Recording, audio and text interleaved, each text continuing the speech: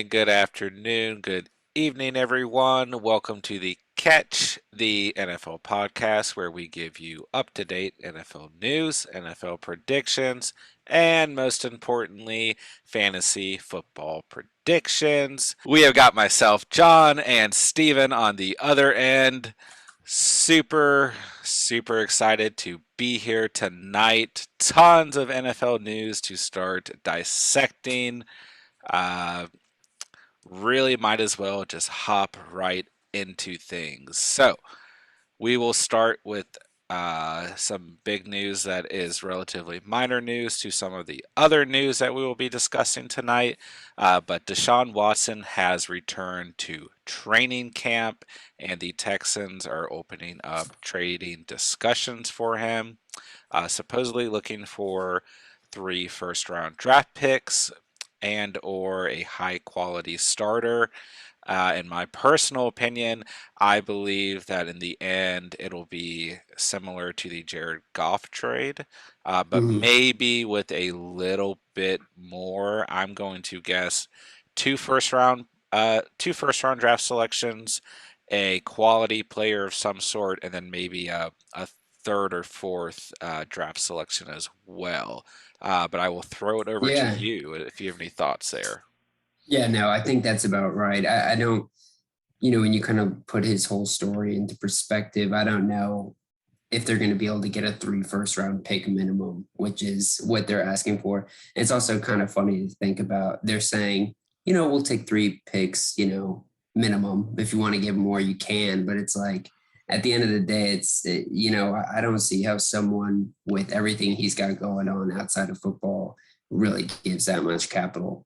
Um, I think, there's a few teams that are out there swirling. I mean, you got the Eagles, the Dolphins, the Broncos that have been kind of in the mix the whole time. Sure. Um, Other aggressive teams, I think they might jump into it, or the Raiders or something. I Yeah. mean, but it's a real flyer taking that Uh, chance. I think it is, but I also think, uh, obviously we're going to be talking about the NFC North tonight, the Green Bay Packers situation, and I do think that without getting into that right away, that has some implications for some of these teams, like the Raiders and the Broncos, who might be interested in Deshaun Watson, but may also be a tad more interested in another quarterback who could be hitting the free agent market as well.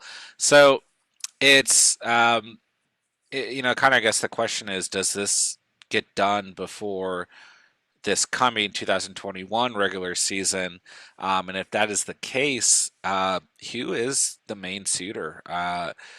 It's kind of hard to say right now. I personally like the Eagles, but I also like Jalen Hurts being the quarterback there. But I mean, if any GM is going to throw someone to the side and say, "This is our new guy," and you're out the building, it's probably going to be the Eagles GM, right? So uh, definitely a lot to speculate here, and definitely something to be monitoring every single day leading up to the regular season as well.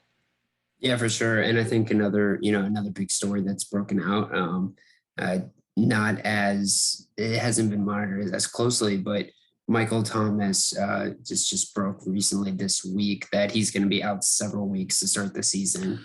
Yep. This is a guy who I just talked about the other week that I'm super high on. The fact that you could have got Michael Thomas in the 3rd round is really, really a sweet deal in my perspective.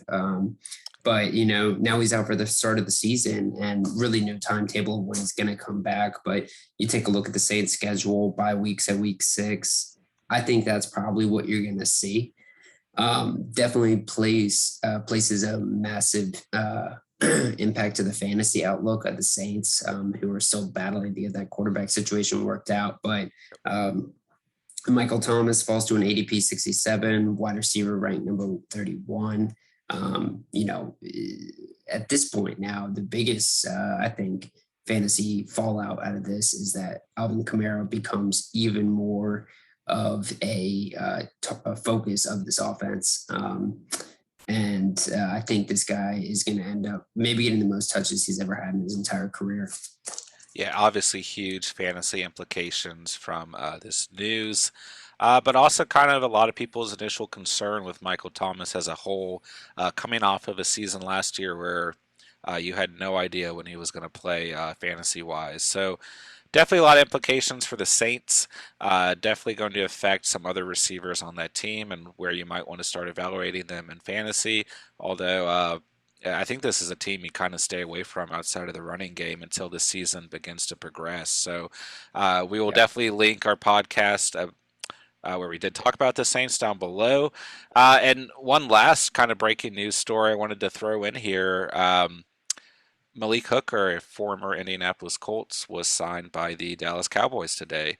that's a good So, signing. That's a good yeah, signing. I think it's a great signing. I think he's as good of a safety as you can find if he can stay healthy. So, great signing by the Dallas Cowboys, I think, in both of our opinions. Um, but hey, is any of this really news? Is any of this really any monumental as Aaron frickin' Last Dance, Rodgers, the man, the The Office T-shirt coming in there with the chili on his tee. I hey loved that T-shirt. That was amazing. Kevin Malone, one of the best seasons Yeah, or one of the best scenes of The Office. Uh, so much to talk about here, so much to unpack. We had been kind of putting off any Aaron Rodgers news until this week, and coincidentally, this worked out great in terms of our podcast because this was the division we had planned, and we have maybe the end of this saga. I would say it's not the end. It is a critical point in this Aaron Rodgers Green Bay Packers saga. But we do have the breaking news of Aaron Rodgers not only returning to Packers training camp today, but also the news of a contract dispute uh, being worked out between the two. So we could really start at any point with this whole fiasco, but I think first things first. The big change to the contract is now that after this coming year, 2021, Aaron Rodgers will have some sort of say with what happens uh, in terms of where he will be traded.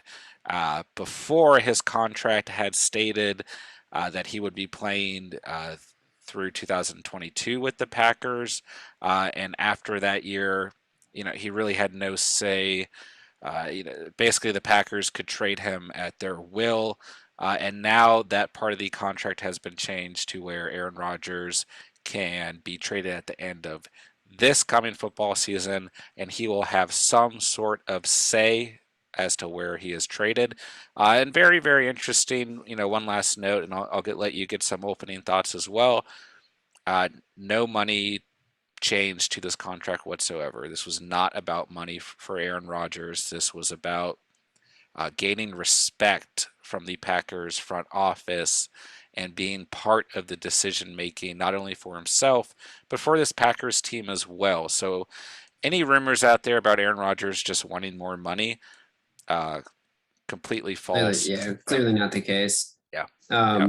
Yeah, it's actually interesting to see that he wouldn't have added any sort of stipulation about wanting more guaranteed money over X amount of time. That's something that you would almost always see in these type of negotiations.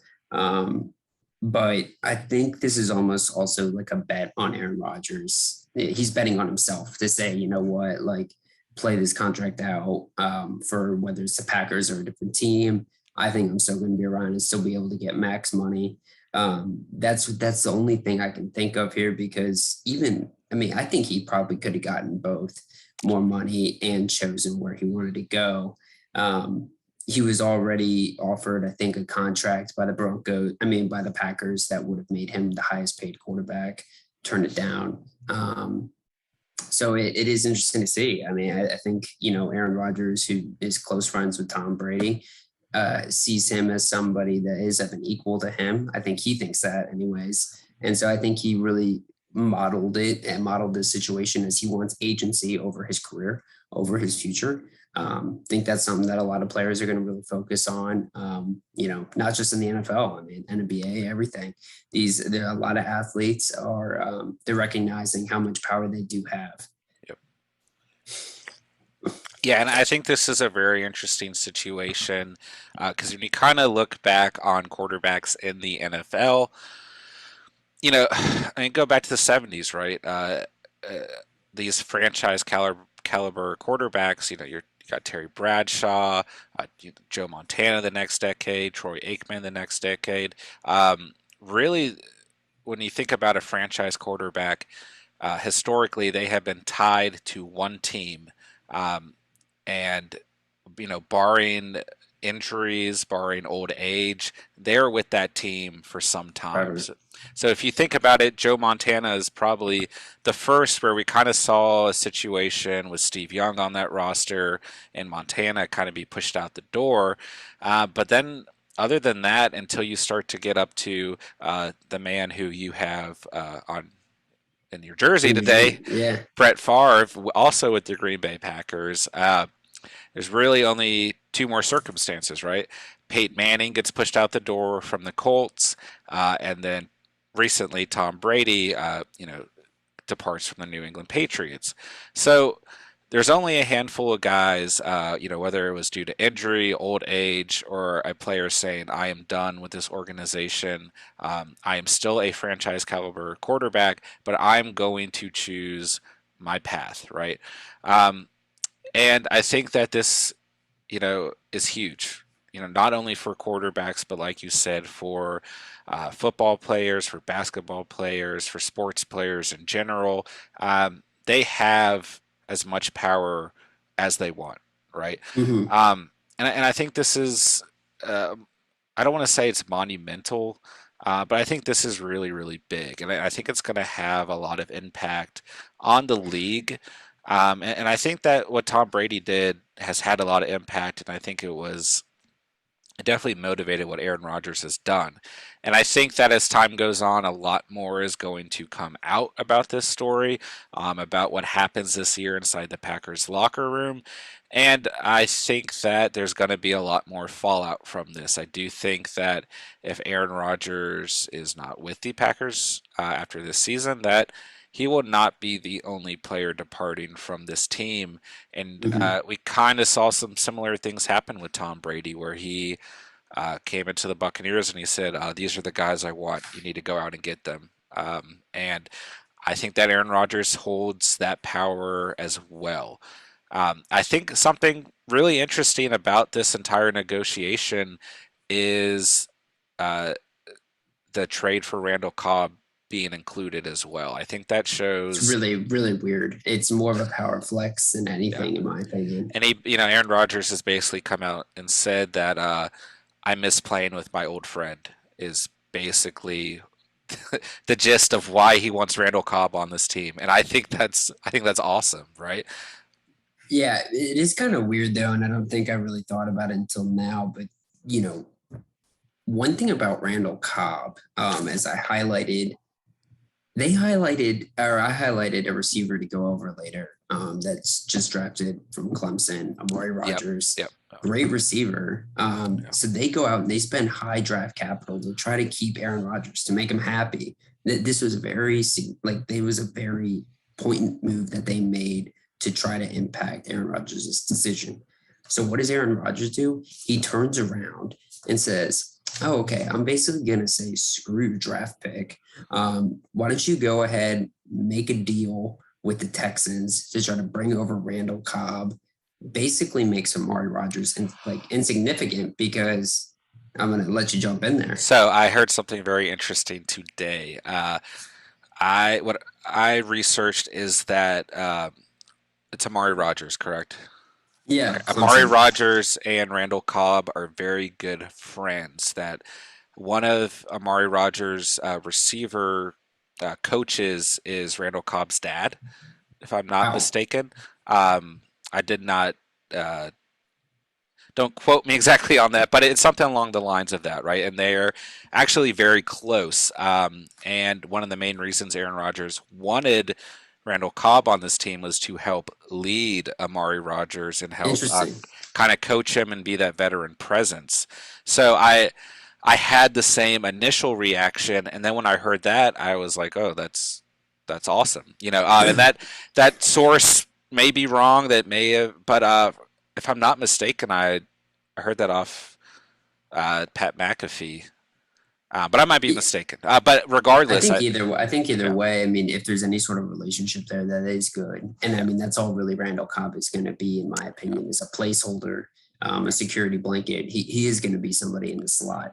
I would imagine he actually gets utilized probably second most on this team. sure, I mean, how does it impact Alan Lazard if Randall Cobb yeah, comes over? I mean, they played two different roles. Alan Lazard obviously been utilized more as a deep threat, but I do believe Randall Cobb comes in here, and I think Aaron Rodgers will look at him more often than not.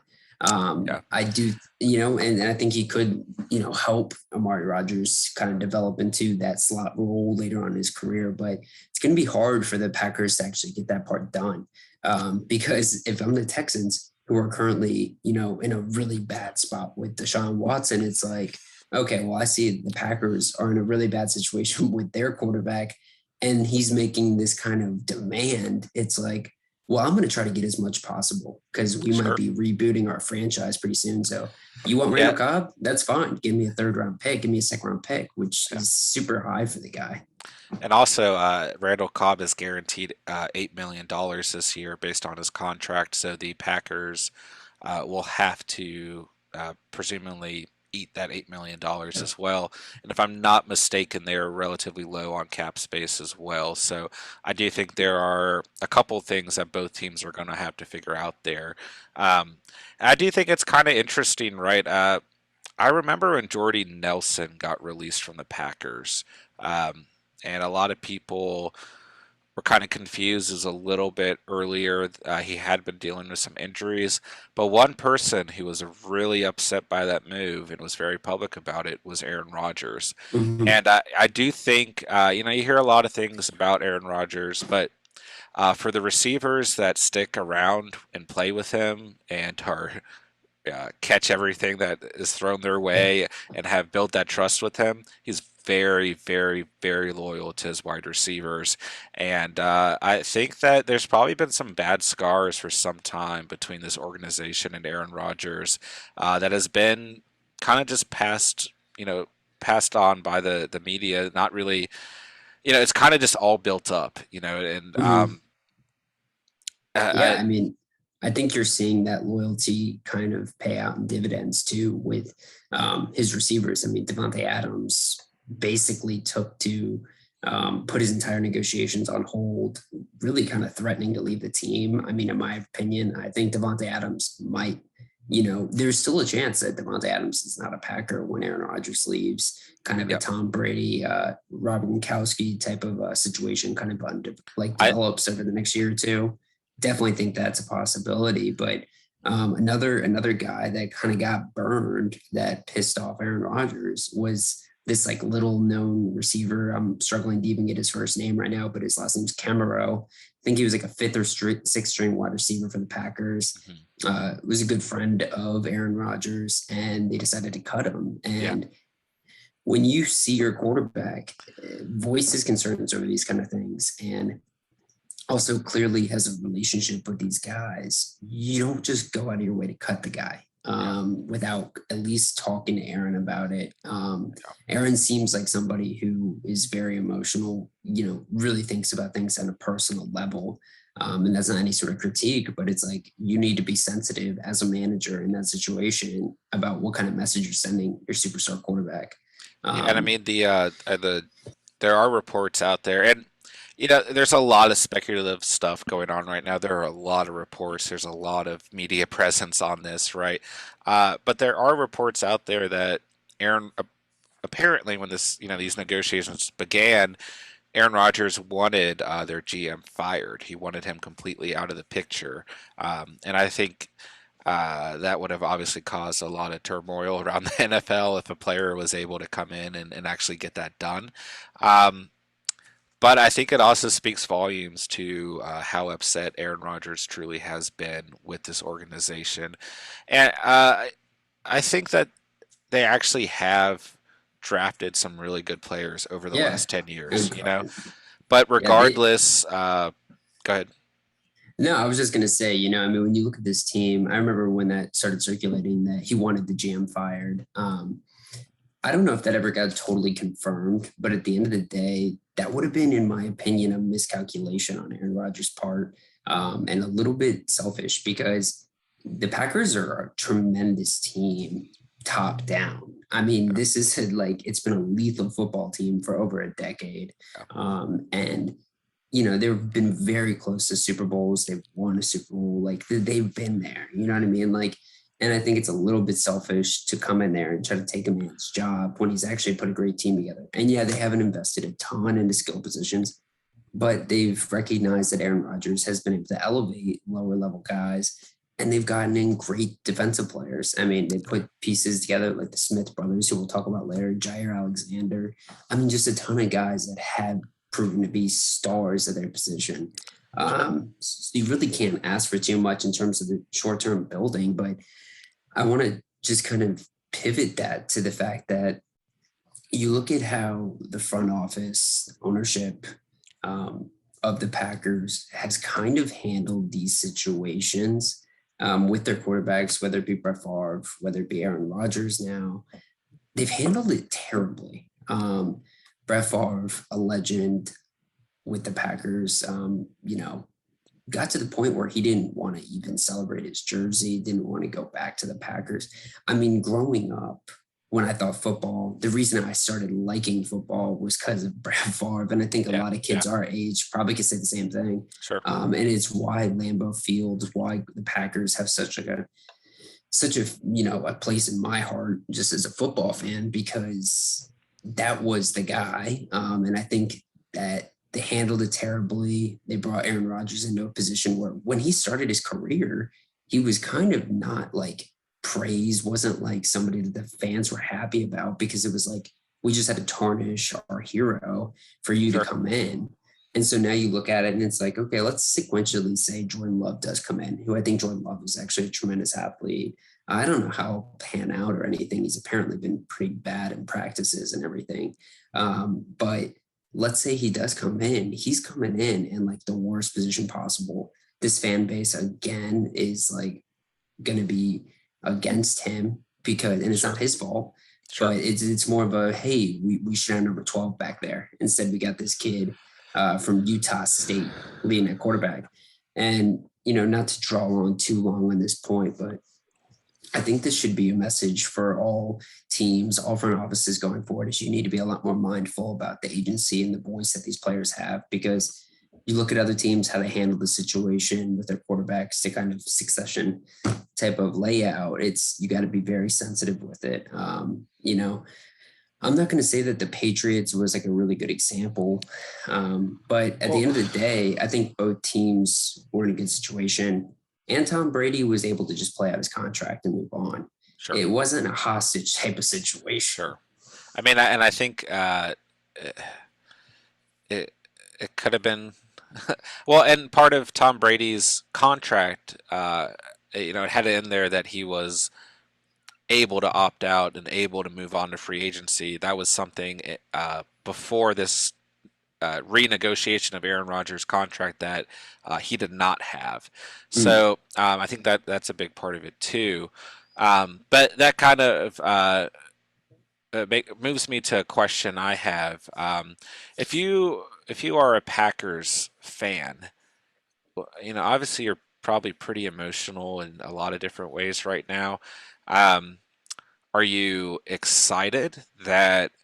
I mean, obviously you're excited that Aaron Rodgers is on this team for this year, right?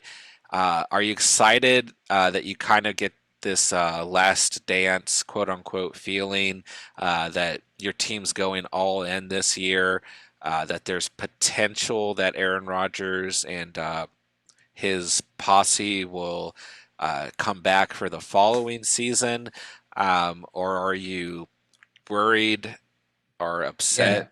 I I mean, mean, I think definitely you got to answer that question. Is it's a mix. I would say it's a muffled being relieved. I mean, you're like, it's a muffled excitement because to one end you're like, okay, this team now that A-Rod is back is as good as any other. And I yeah, think they've actually improved a ton from last year, just through, again, like good drafting. They've kept the team relatively the same. I think they lost alignment to the Chargers, but at the end of the day, this is still a good team coming out there with yeah, A-Rod at the helm. I would be also interested to see kind of what's A Rod's type of persona leading this team that he apparently isn't going to be coming back to.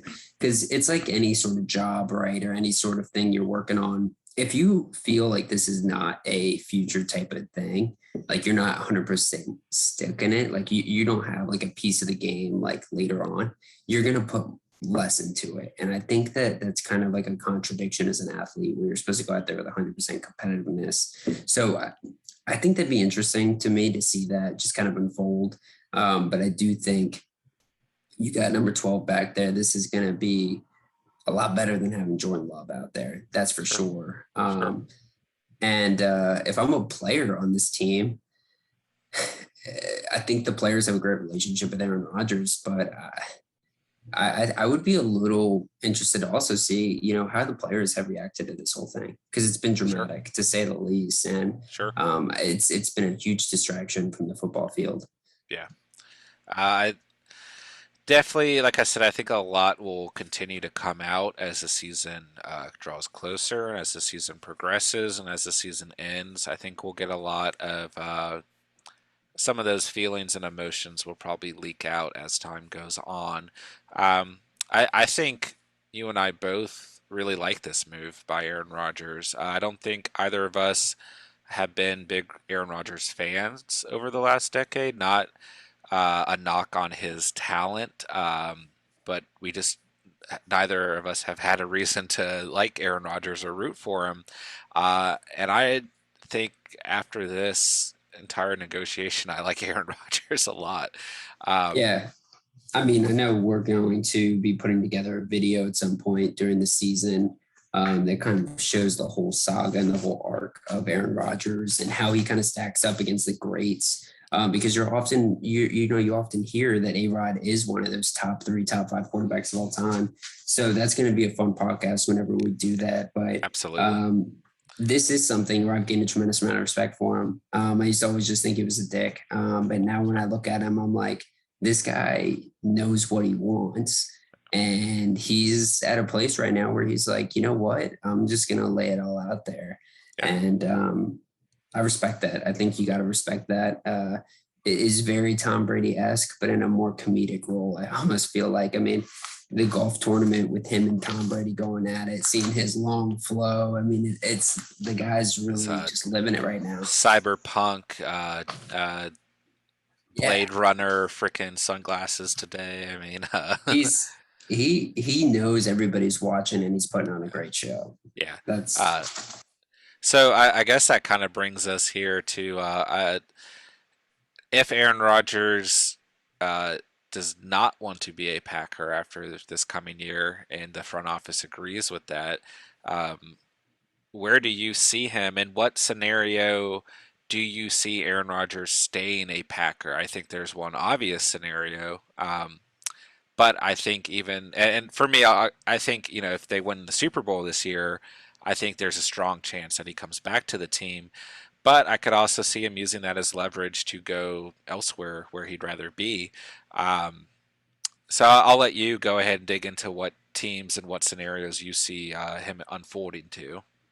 yeah, it's really Super Bowl or bust if they do want to get him back. But I think it's even more than Super Bowl or bust because let's just lay out a hypothetical. Let's say they do go to the NFC Conference Championship and they lose. I just don't think Aaron Rodgers could take that loss again. I think that loss to Tampa really hit him hard. Well, in the year So before, they lost yeah, to the Niners in bad exactly. fashion. Yeah. Yeah. So I think these losses are taking a serious toll on him. With how Dam's relationship is, I think he needs to win a Super Bowl. And at that point, it also needs to show that the front office, the whole team as a self, has really placed a lot of emphasis on giving Aaron Rodgers everything he asked for. So that's really the only situation where I do see A Rod coming back.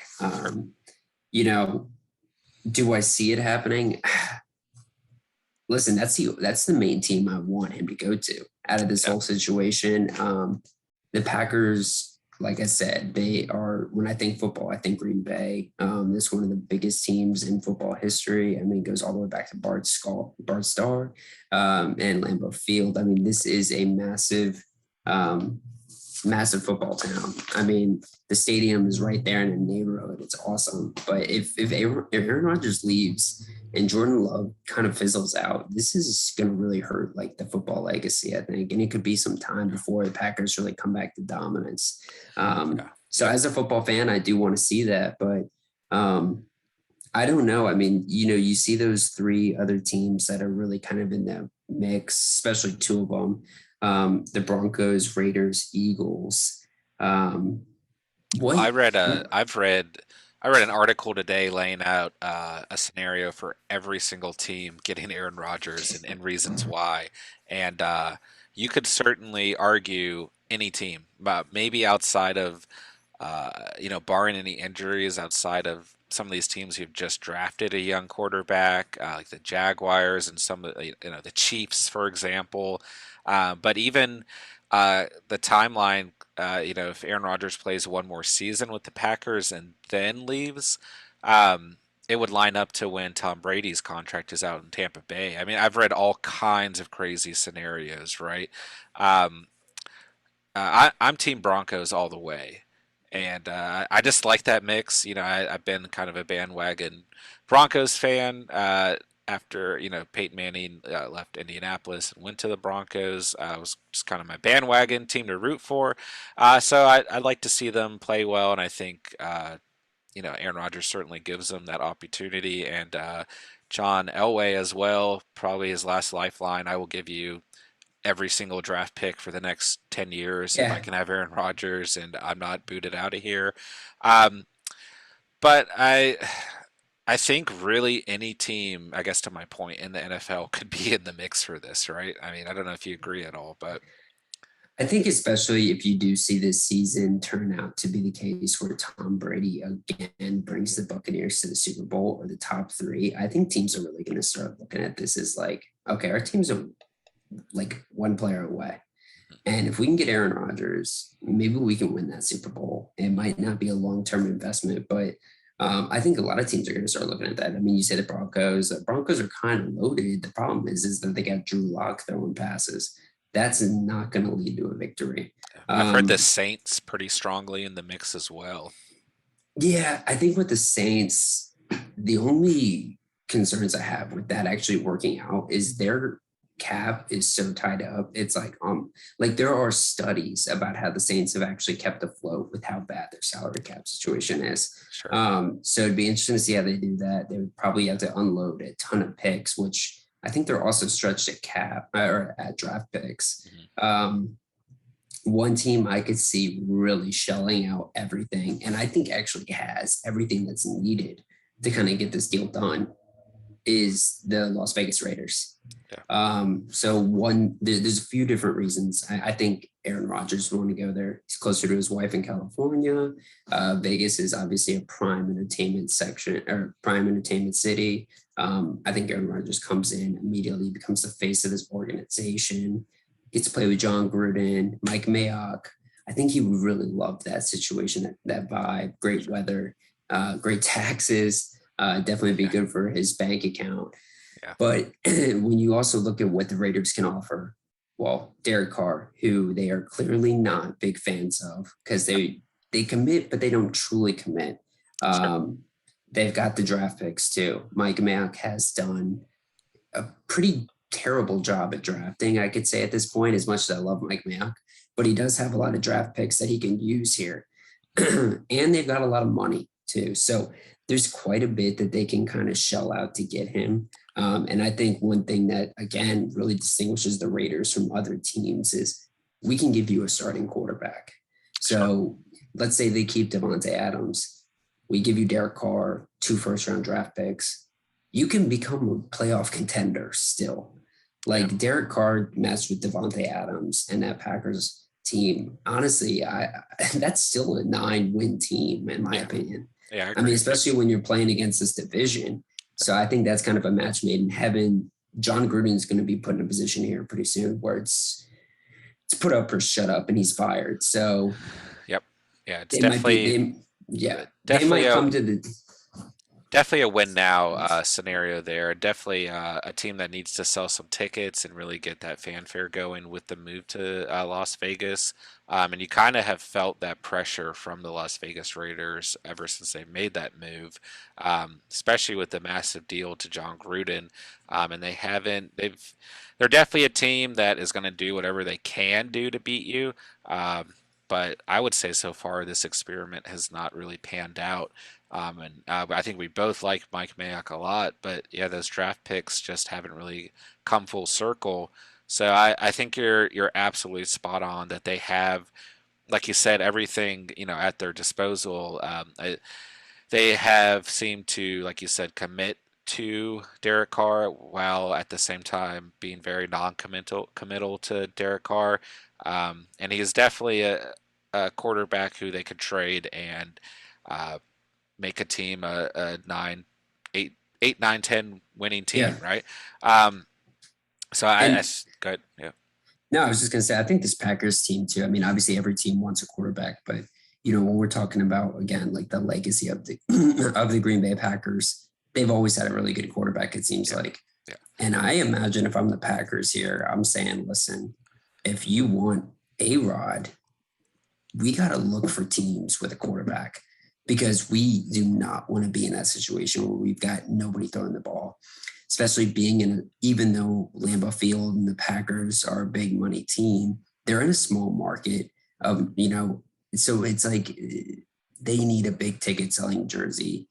They need a big player to kind of bring in more people. And the quarterback position is the biggest position, obviously. So they need somebody there because yeah, Jordan Love, they cannot have that flop and have no insurance. That yeah. looks terrible. I mean, it goes without saying that for the last 2 decades or so, the Green Bay Packers have been very fortunate with who they've had as their signal caller, and they haven't had to worry about anything, at the quarterback position with outside of the some injuries here and there. And I think that's part of the problem that a lot of people have with the Packers front office is you had Brett Favre for X amount of years. Now you've had Aaron Rodgers for X amount of years and only 2 Super Bowl victories, right? So there's just so much to unload. I mean, it's just like Yeah. it's an endless circle, and I think it's as good of a time as ever to go ahead and just dive into the Packers as a whole. Um, so I'll let you go ahead and kind of kick that off. And I think at any point, kind of throughout the whole night, this Aaron Rodgers situation could and may become relevant, and I think that's okay. So we'll keep that in mind as well. But I will let you break down your Packers trio to kick off our NFC North debate, and it obviously includes our guy Aaron Rodgers as well. So I'll let you Yeah. get started. Yeah. No, I think Aaron Rodgers is going to come up obviously throughout this entire segment about the Packers because let's just be honest, if it did come out tomorrow that Aaron Rodgers was not going to return to Green Bay, all of these three players are significantly impacted. I would say Devontae Adams the most significant because while he is a top receiver, the number one receiver in the league, without Aaron Rodgers, I don't know if we can still say he's a top three guy. At least I wouldn't. No knock on him, but I do think A Rod kind of makes up a good amount of his value. Um, and that's the case with any stud with a star quarterback. Sure. But my Packers trio, Aaron Rodgers, ADP number 76, quarterback number 8, Aaron Jones, ADP number 10, running back 9, Devontae Adams, ADP 11, wide receiver 2, And Devontae Adams also just entered the 99 rating Madden club. So he's going to have those gold cleats. Pretty cool. Obviously, does not really matter at all to real football, but for Madden fans like us, which there are probably few, pretty cool to see. And he was one of the first ones actually entered to that this year. But just starting at the quarterback position, obviously we've talked a lot about A-Rod, kind of just this story, everything that's been going on. But when you kind of look at Aaron Rodgers as a quarterback, he's kind of perfect. Me and you both said that we're not the biggest fans of the guy, but can you think of a more efficient quarterback? Obviously, he has all the intangibles, can make all the throws, but his efficiency, I mean, always around mid 60% completion Yeah. percentage, super high touchdown interception ratio, 4,000 yards a season type of guy. But the biggest thing that you always hear about A-Rod, he just doesn't turn the ball over, and he gets the ball out so quick. It's like the guy is unstoppable.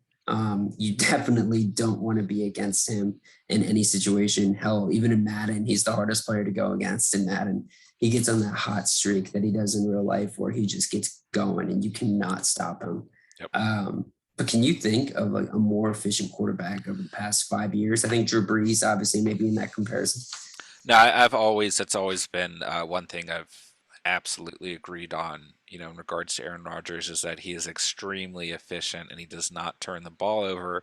And, obviously there are debates, and people say that makes him the most talented quarterback of all time. And uh, that's a strong reason for why people say he is a top five, top three quarterback of all time. Um, I don't necessarily agree with that sentiment, but I think certainly over the last decade, he is easily one of the top five best quarterbacks in the NFL. And yeah, he is ridiculously efficient. And also, being fantasy perspective, he is looking at QB number 8. I think he's a little undervalued in terms of fantasy football this year. Uh, and I think that it's kind of going under the radar that he had his best year. Uh, I would say his best year ever last year. Most touchdowns, highest completion rating, not the most passing yards he's ever thrown, but 48 touchdowns. The last time he threw for over 40 touchdowns was quite some time ago in 2011. So I think that I'm a little surprised that, and I mean, maybe part of that ADP was based on him maybe not being with the Packers and kind of some of the uncertainty, but he's being drafted after Justin Herbert and right before Tom Brady at the moment, and I'm just a little surprised, I guess. I mean, I would think he'd be closer to Dak Prescott and Russell Wilson, maybe right after Russell Wilson or even before Russell Wilson. But no disrespect to Justin Herbert. I think we're both big fans of what he did in his rookie year. But I'm just a little surprised, especially coming off that MVP season and almost 50 touchdown passes, that he's not being valued a little bit higher in fantasy this year. Yeah, I mean, it's really hard to kind of compare and contrast the fantasy value to real life value. Again, coming off MVP performance, I'm the biggest Mahomes fan in the world, but A-Rod was better than Mahomes last year, better than Brady by far. Really kind of one of those seasons where there's no question about who the MVP really should be. But you look at 2020, 2016, 2011 and 2012. Those are the seasons where you really saw like these really big touchdown numbers from Aaron Rodgers. Yeah. But let's talk about the 3 seasons before his MVP year last year. 26 touchdowns, 25 touchdowns, 16 touchdowns. That's much more in that range of, I would say, like a Matt Ryan in terms of how many touchdowns he's putting in. But then you look at the yards, it's low 4,000s, high 3,000s throughout his career. And I think that is something to say of like that's why he gets kind of valued there because he scores. He doesn't score a whole lot of touchdowns, and honestly, a lot of his touchdowns too are in that red zone, about like 1 or 2 yards. I mean, I think Devontae Adams had like 5 touchdowns or like 5 yards or less. So a lot of those things kind of get baked into how many points you're going to get. And then when you also look at A-Rod, you might think he's selfish, you might think he's diva off the field, but on the field, this is a guy that really likes to run the ball, loves Aaron Jones, would give him the Yeah, ball every single play if he could. Then you look at a guy like Russell Wilson, who you compared him to, Dak Prescott, maybe those guys want to pass it a lot. Russell Wilson's been very, like very out there about wanting to pass it more. And so I actually would give the odd to a quarterback that is at least, really fighting to do that more. sure. Um, and I think there's also baked into it the fact that the Packers are so good that you're not going to be in a lot of situations where A-Rod's, gunning in at the end of games. Sure. You always have to factor that in with quarterbacks. That's why you love a quarterback like a Joe Burrow or Justin Herbert. These guys that are good, got a lot of talent, but are on crappy teams. Yeah, sure. Absolutely. Yeah, I think those are fair points. Absolutely. I do think, I'll let you kind of dissect these running backs and receivers as you want, but do you uh, do you think Aaron Jones should be valued any higher? Do you think Devontae Adams should be valued as receiver number one after uh, us kind of solidifying that Aaron Rodgers is going to be playing for this team this coming year? Yeah, I think Aaron Jones being in that top 10 running backs is, really solid. I think that's where he should be. I think to obviously to an extent that Aaron Rodgers was a huge impact there because let's say he's not there, defenses start loading the box. There's a lot less open lanes for him to go, a lot less opportunities for him to kind of get those big plays that Aaron Jones is accustomed to. But something also working in Aaron Jones' favor is the fact that they got rid of Jamal Williams. Now, the absence of Jamal Williams is going to lead to another discussion I have about AJ Dillon and his fantasy value that's potentially there. But I think with Jamal Williams being gone, he's a lot better than a lot of people think. Oh yeah, And so, I'm a I huge mean, fan. Yeah. yeah, I know. And so Aaron Jones had like 200 carries last season. And Jamal Williams, if I remember correctly, had like 100 carries. I mean, they were pretty close, neck and neck with in terms of like their targets and touches. Jamal Williams actually became a lot more impactful towards the back half of the season, which really pissed me off as an Aaron Jones owner. But um, this is a situation where I think you see Aaron Jones, and I think let's say he was a 60-40 split with Jamal Williams last year. I kind of think that there's no way he's not a 70-30 with AJ Dillon. Okay. Yeah, They just for gave not to interrupt, but for your reference, 119 rushing attempts by Jamal Williams last year for and how many? 505 yards, 2 touchdowns. Yeah, yeah, Played in 14 games, so yeah. And I think what did Aaron Jones come out to be? I believe he had he had in terms of rushing attempts, rushing attempts. I think it was twice the amount. Uh, 201. So you were pretty spot yeah, on there. Yeah. yeah. So it's about twice the amount, and I think that's pretty consistent. I think we might see closer to 250 next year. I just think there's going to be an uptick. They did extend him. Yeah. And that was something that I thought was a little surprising. There was a lot of murmurs about him maybe going to Miami, but he comes back. And I think I've said this before. I think this is what teams do when they extend it back or they bring on it back. Time to burn to the ground. Let's use Aaron Jones for everything he's got. Especially now more than ever, right? If you're Yeah, really looking at a last dance type situation, right? yeah. I think it's primed picking for just kind of using him up as much as you can. Because after Aaron Rodgers potentially does leave, you might be looking at a flash sale of all your high quality assets to build for the future. Sure. But just to also touch briefly on Aaron Rodgers' kind of football perspective before I kind of keep going on Devontae Adams.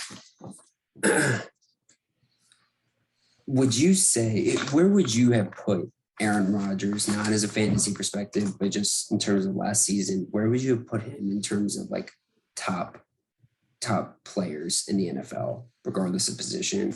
Was there a more impactful player that you can think of?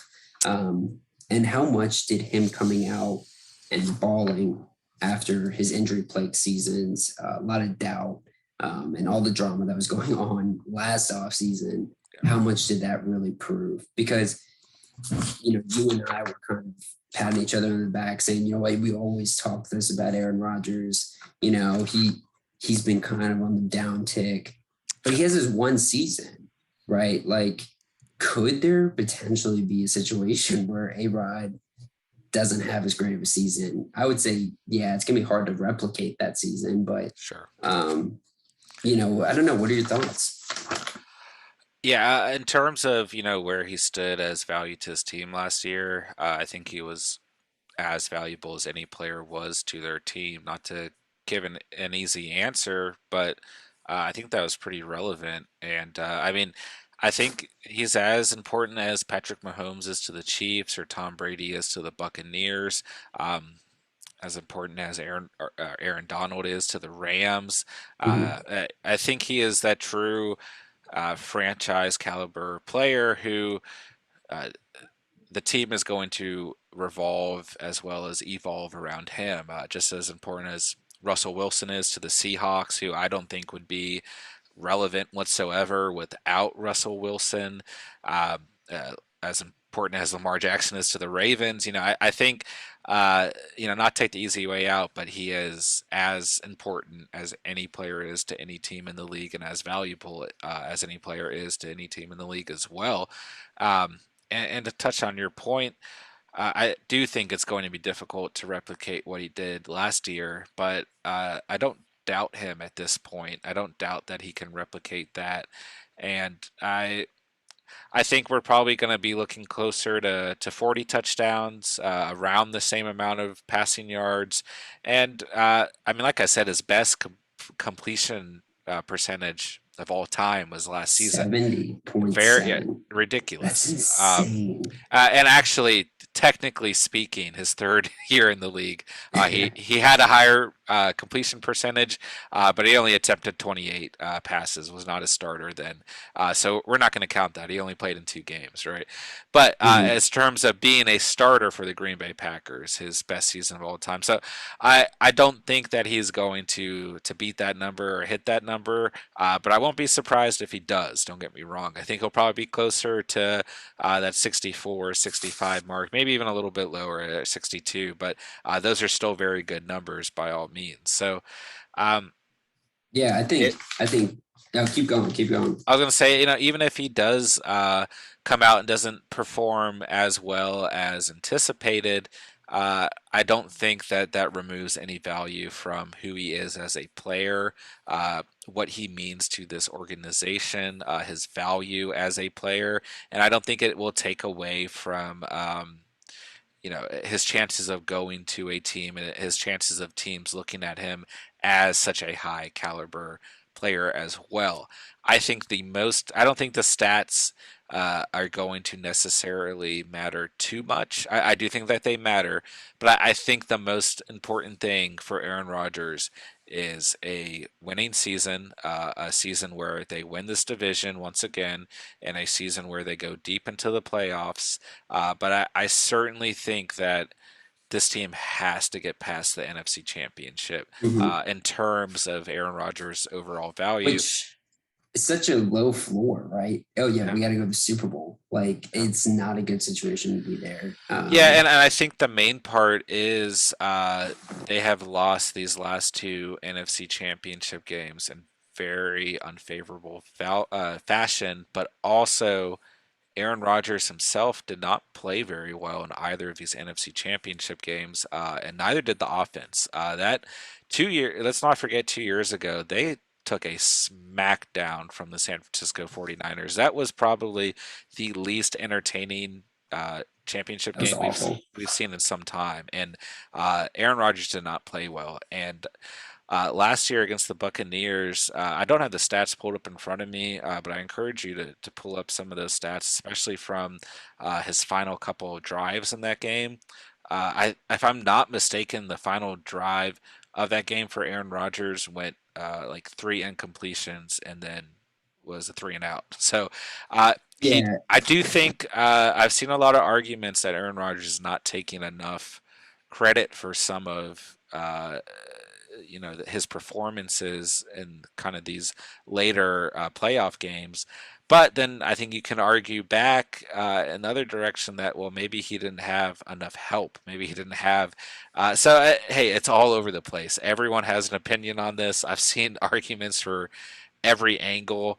Um, but yeah. I mean, yeah, it's tough because that is one thing that I think gets swept under the rug a lot because we come to defend these star athletes across the sports, whatever it is. It's always the team's fault. But at the end of the day, the Packers and the Buccaneers NFC Championship game was the most frustrating game to watch as somebody rooting against Tom Brady because you're like, okay, if coming into the game, you're like, if Aaron Rodgers had this many attempts, if these situations worked out where Tom Brady would do this amount of picks, Tom Brady would be this bad, there's no way the Packers lose this game off of the season that Aaron Rodgers had, off of the fact that they're at Lambeau Field. But then you come into the game, Aaron Jones, horrible. Aaron Rodgers, not great either, was really unclutch. He didn't seem like he was there to seize the moment. And we want to talk a lot about the fact that they chose to kick a field goal rather than go for it. yeah, Yeah, hindsight 2020, maybe go for it. But at the end of the day, nothing Aaron Rodgers showed me that day proved to me that he would have capitalized on that. He yeah, didn't seem ready for that moment. And I think that kind of speaks to the fact that we call this guy clutch, the crazy Hail Marys he's had in his career. But again, one Super Bowl win and has gotten his butt kicked in the playoffs. yeah. It's hard to be judged that roughly, especially when you are as great as he is. But when you are going to be in that conversation for one of the greats of all time, you're held to a higher standard. So, that's just to say, listen, like with all the talk, everything, let's not necessarily expect Aaron Rodgers to come out here have like a tremendous fantasy season.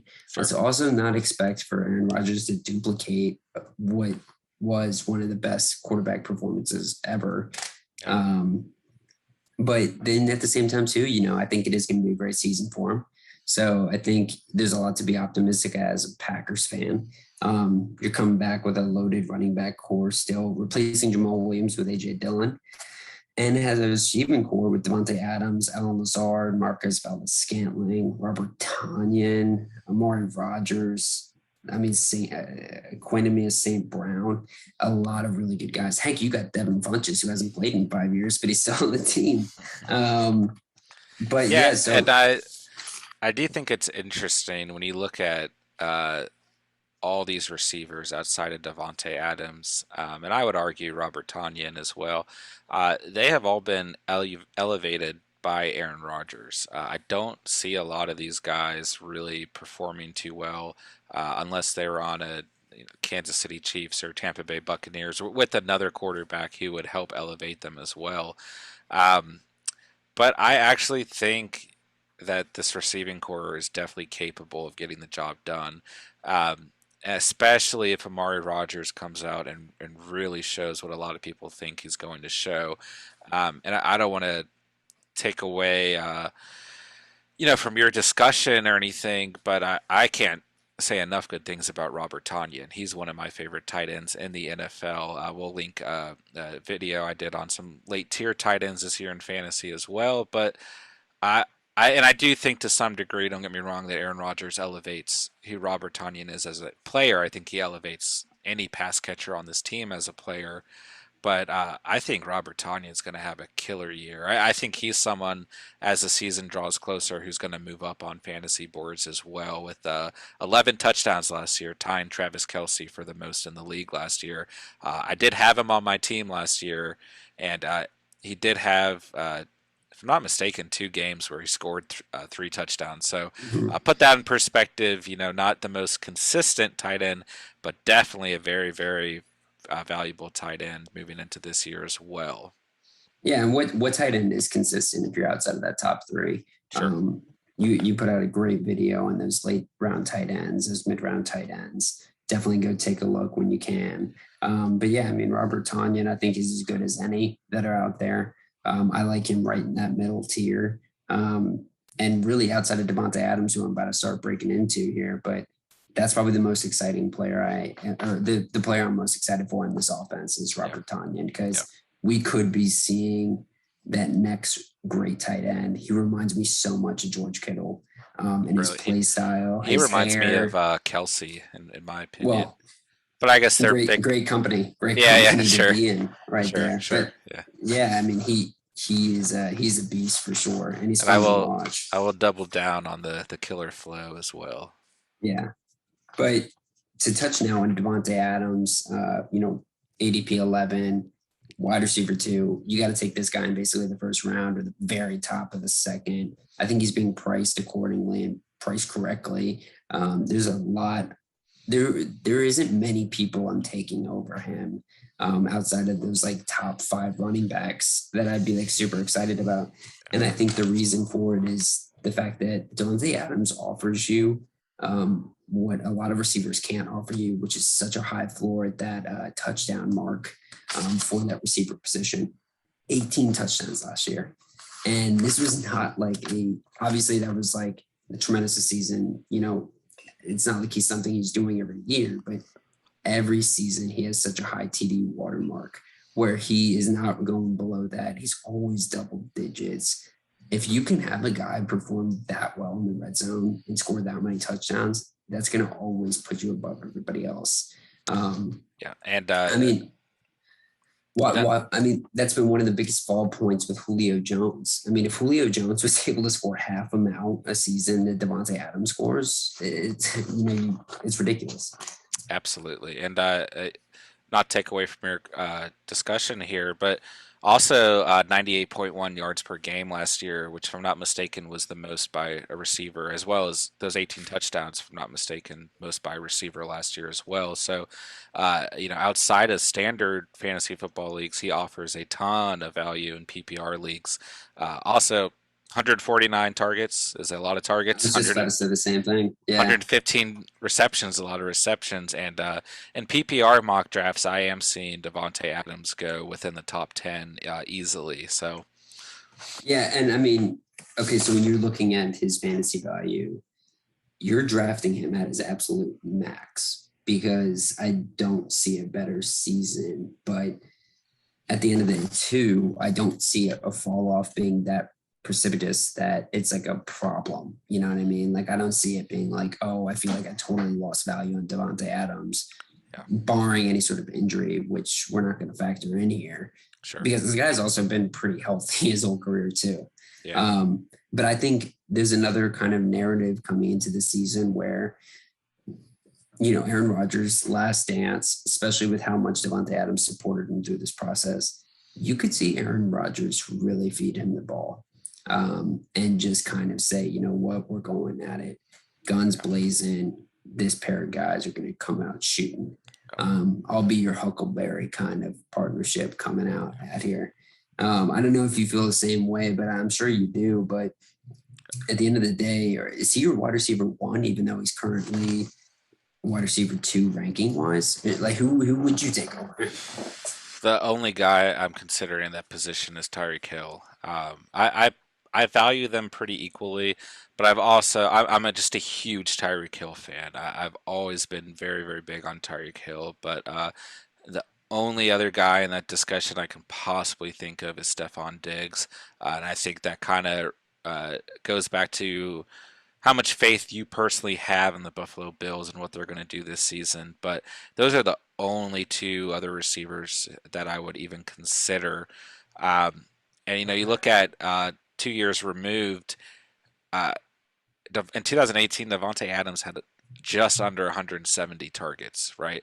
2019, he did deal with some injuries, only started 12 games, but still 127 targets, and even last year he only started or only played in 14 games.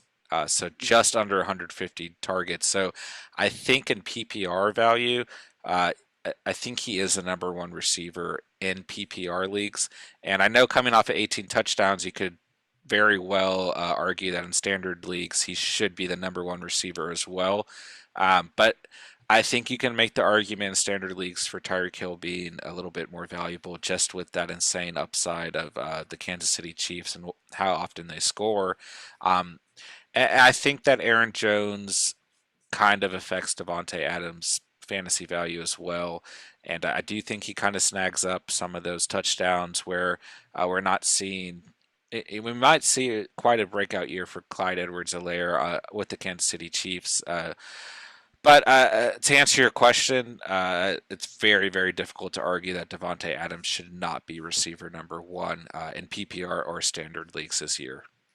Yeah. I think one thing that is really in favor of Tyreek Hill, obviously, he's a burner. He's going to have games where nobody can get close to him, kind of like his game against Tampa Bay last year. But at the end of the day, I think the supporting cast on Green Bay is so much stronger than Kansas City. Um, on Kansas City, you have Kelsey Hill and a ton of question marks.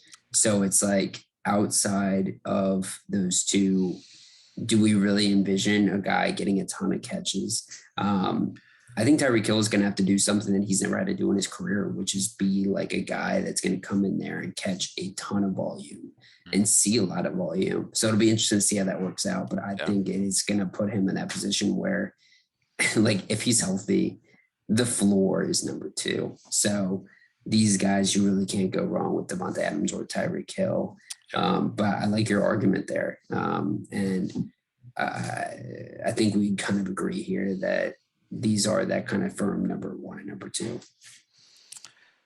Absolutely, man. Yeah, I mean One this. thing, uh, no, yeah, one thing though, opposite of receivers that I'm interested in hearing kind of your perspective on. We haven't talked a whole lot about this, but what kind of value are you seeing on AJ Dillon, backup running back for Aaron Jones, taking over that Jamal Williams backup spot? AJ Dillon didn't get a ton of time last year. He did, however, get some shine towards the back half of the year. He played that one game against Tennessee in the snow where he kind of rolled around and it's like a abominable snowman just kind of running through that defense, but averaged over 5 yards in attempt last season. Put 2 rushing touchdowns on the floor and caught a touchdown pass as well. Massive body, his lower body is very equivalent of a Saquon Barkley almost. What are your thoughts here? Because I do think there is some value here. Sure. ADP number 110, running back 39. I think not to jump ahead here, but if you draft Aaron Jones, or if you don't draft Aaron Jones, it's two different kind of arguments, conversations similar to our Christian McCaffrey debate. But if I don't have Aaron Jones, I think you can comfortably take AJ Dillon and feel that you're going to get 100 carries from one of the best offenses in the league. Sure. I mean, I think there's a couple aspects to AJ Dillon as a fantasy value this year. First thing I'll point out is strength of schedule for these Green Bay Packer running backs is 27th out of 32. So they do have a relatively difficult schedule as well as losing an offensive lineman this year. So a little bit of concern there for both the running backs on the squad. Another aspect here is Jamal Williams. We both I think are big fans of, but Matt LaFleur did not draft Jamal Williams in the second round like he did AJ Dillon. So I think that Matt LaFleur is a big AJ Dillon fan and is definitely not going to have any issue with getting him involved. So I think that Dillon offers a lot of upside, but I think he's going to be relatively touchdown dependent. I don't think he's going to be getting a lot of the touches down the field. I don't think he's going to be really involved in the passing game where we have seen Aaron Jones show a lot of value. So I certainly think that AJ Dillon is a great handcuff. I think he is a great player to possibly snag late. You're kind of seeing him go around the same time as like Gus Edwards and Kenyon Drake, but still pretty late in fantasy rounds. Now, I have seen him definitely be drafted in mock drafts. I do think he is a part of a lot of draft boards out there and someone that people are planning to draft. For me personally, I think it's definitely an option as part of my draft strategy entails beginning to take a lot of those late round upside running backs. But I wouldn't say he's someone that I'm entirely targeting, but I certainly see the value, and I just there are a couple concerning things, right? The main concerning thing is the strength of schedule. Um, and the next most concerning thing is that Aaron Jones is a very valuable Mhm. football player who I think will snag a lot of those touches. But I definitely think this is someone that you need to keep an eye on, and someone who is going to be a great flex option, as well as someone that should certainly be on the radar in terms of when this team plays against teams like the Detroit Lions and they have some garbage time. I think this is someone who, like you said, is still going to get around 100 touches this year in a very, very good offense and certainly be part of their success. I am just not entirely huge on handcuff running backs. I think there's a lot of late round running backs with upside, but then I think there's a lot that are just handcuff running backs, and I just get scared from it. It's just not part of my personal strategy, but there's definitely value there. And like I said, Matt LaFleur drafted AJ Dillon, and I think that that is something to be noted. Yeah, I think there is kind of a stark difference when you compare a guy like AJ Dillon and maybe Chuba Hubbard on the Panthers when we discuss the NFC South. But and the reason for that is kind of I think one has is going to have much more of a role. When you look at the Packers, first off, Aaron Jones has only played one season, full healthy, 16 games played. Last season had 14 games. And then the two seasons before that had 8 and 4 out of 12 games even active. So this is a guy who's actually had a lot of health issues throughout his career. And if you're seeing a guy like Aaron Jones, well, he is a very good power back. I could see a lot of touchdown upside, like you said, kind of get pivoted into that red zone role, which is a very nice role to be a part of when you're on an Aaron Rodgers led offense. Sure. So I would give him the nod over guys like Chuba Hubbard, guys like Gus Edwards, some other running backs that are in that handcuff position. But yeah, you certainly don't want to be taking this guy too early. But at the same time, too, I think this is a running back that needs to have a little bit of an asterisk of his potential. I think is a lot higher than those other backup running backs. Yeah, and I think it's in a nutshell, it's a gamble, right? Um, and like a lot of these handcuff running backs, it could certainly benefit you, and it may benefit you a lot, but it may also a good example be Ezekiel Elliott and Tony Pollard last year. I Mhm. think you had Tony Pollard on your bench all year, just kind of because you drafted him, crossing your fingers for something to happen to Ezekiel Elliott or for the Cowboys to just include Tony Pollard a lot. And if that any of those things had happened, you would have had a solid running back number one. Um, and we don't certainly wish for anyone to get injured, but if anything does happen to Aaron Jones this year, AJ Dillon is going to be fed the football. So Yeah, it's a gamble in my opinion, right? And that's kind of my issue with handcuff running backs is you're kind of betting on either an offensive scheme to change or for a player to get injured, in my opinion. yeah, I mean, that's totally fine. I think I'm just very optimistic and very hopeful for this AJ Dillon outlook. But yeah, definitely not saying put it all on the, put it all in there and kind of zero RB strategy this, situation and Sure. take AJ Dillon late. But let's just play the game out and say you were to do like a zero RB approach. This is something I'm not as familiar with, is that place a lot of emphasis on the running back position in all drafts. But, I would almost place more value on AJ Dillon than anybody.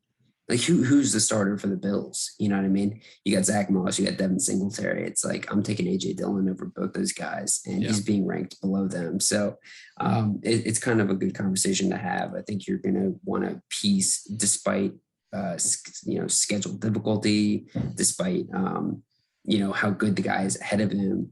I think if you can see a team like the Packers, who give a lot of touches to the backup, and he's got potential. I think you take a shot on that guy, sure. because if you're on a top offense, top five offense, and more often than not, you're going to see that hit. Yeah, absolutely, tons of upside. So I don't think I'll be targeting him, but I will Yeah, not hate on people who are targeting him because plenty of upside there. So why not, right? well, I think that is a good pivot to a team with a running back that everybody's going to be targeting. Sure. Yeah. Minnesota Let's Vikings. we will cap off our Aaron Rodgers tap dance extravaganza special from the Green Bay Packers for a minute here, and let's pivot to some of these other teams, including the Minnesota Vikings, who up until yesterday have been receiving a lot of buzz to be the favorite to actually win this division. I think I have read 100 articles and watched 100 YouTube videos on why the Vikings are going to win this division as long as Aaron Rodgers doesn't play. So a sad, sad day yesterday for the Minnesota Vikings and their fan base when Aaron Rodgers and this whole dispute came to an end. So we've got my trio listed as Kirk Cousins.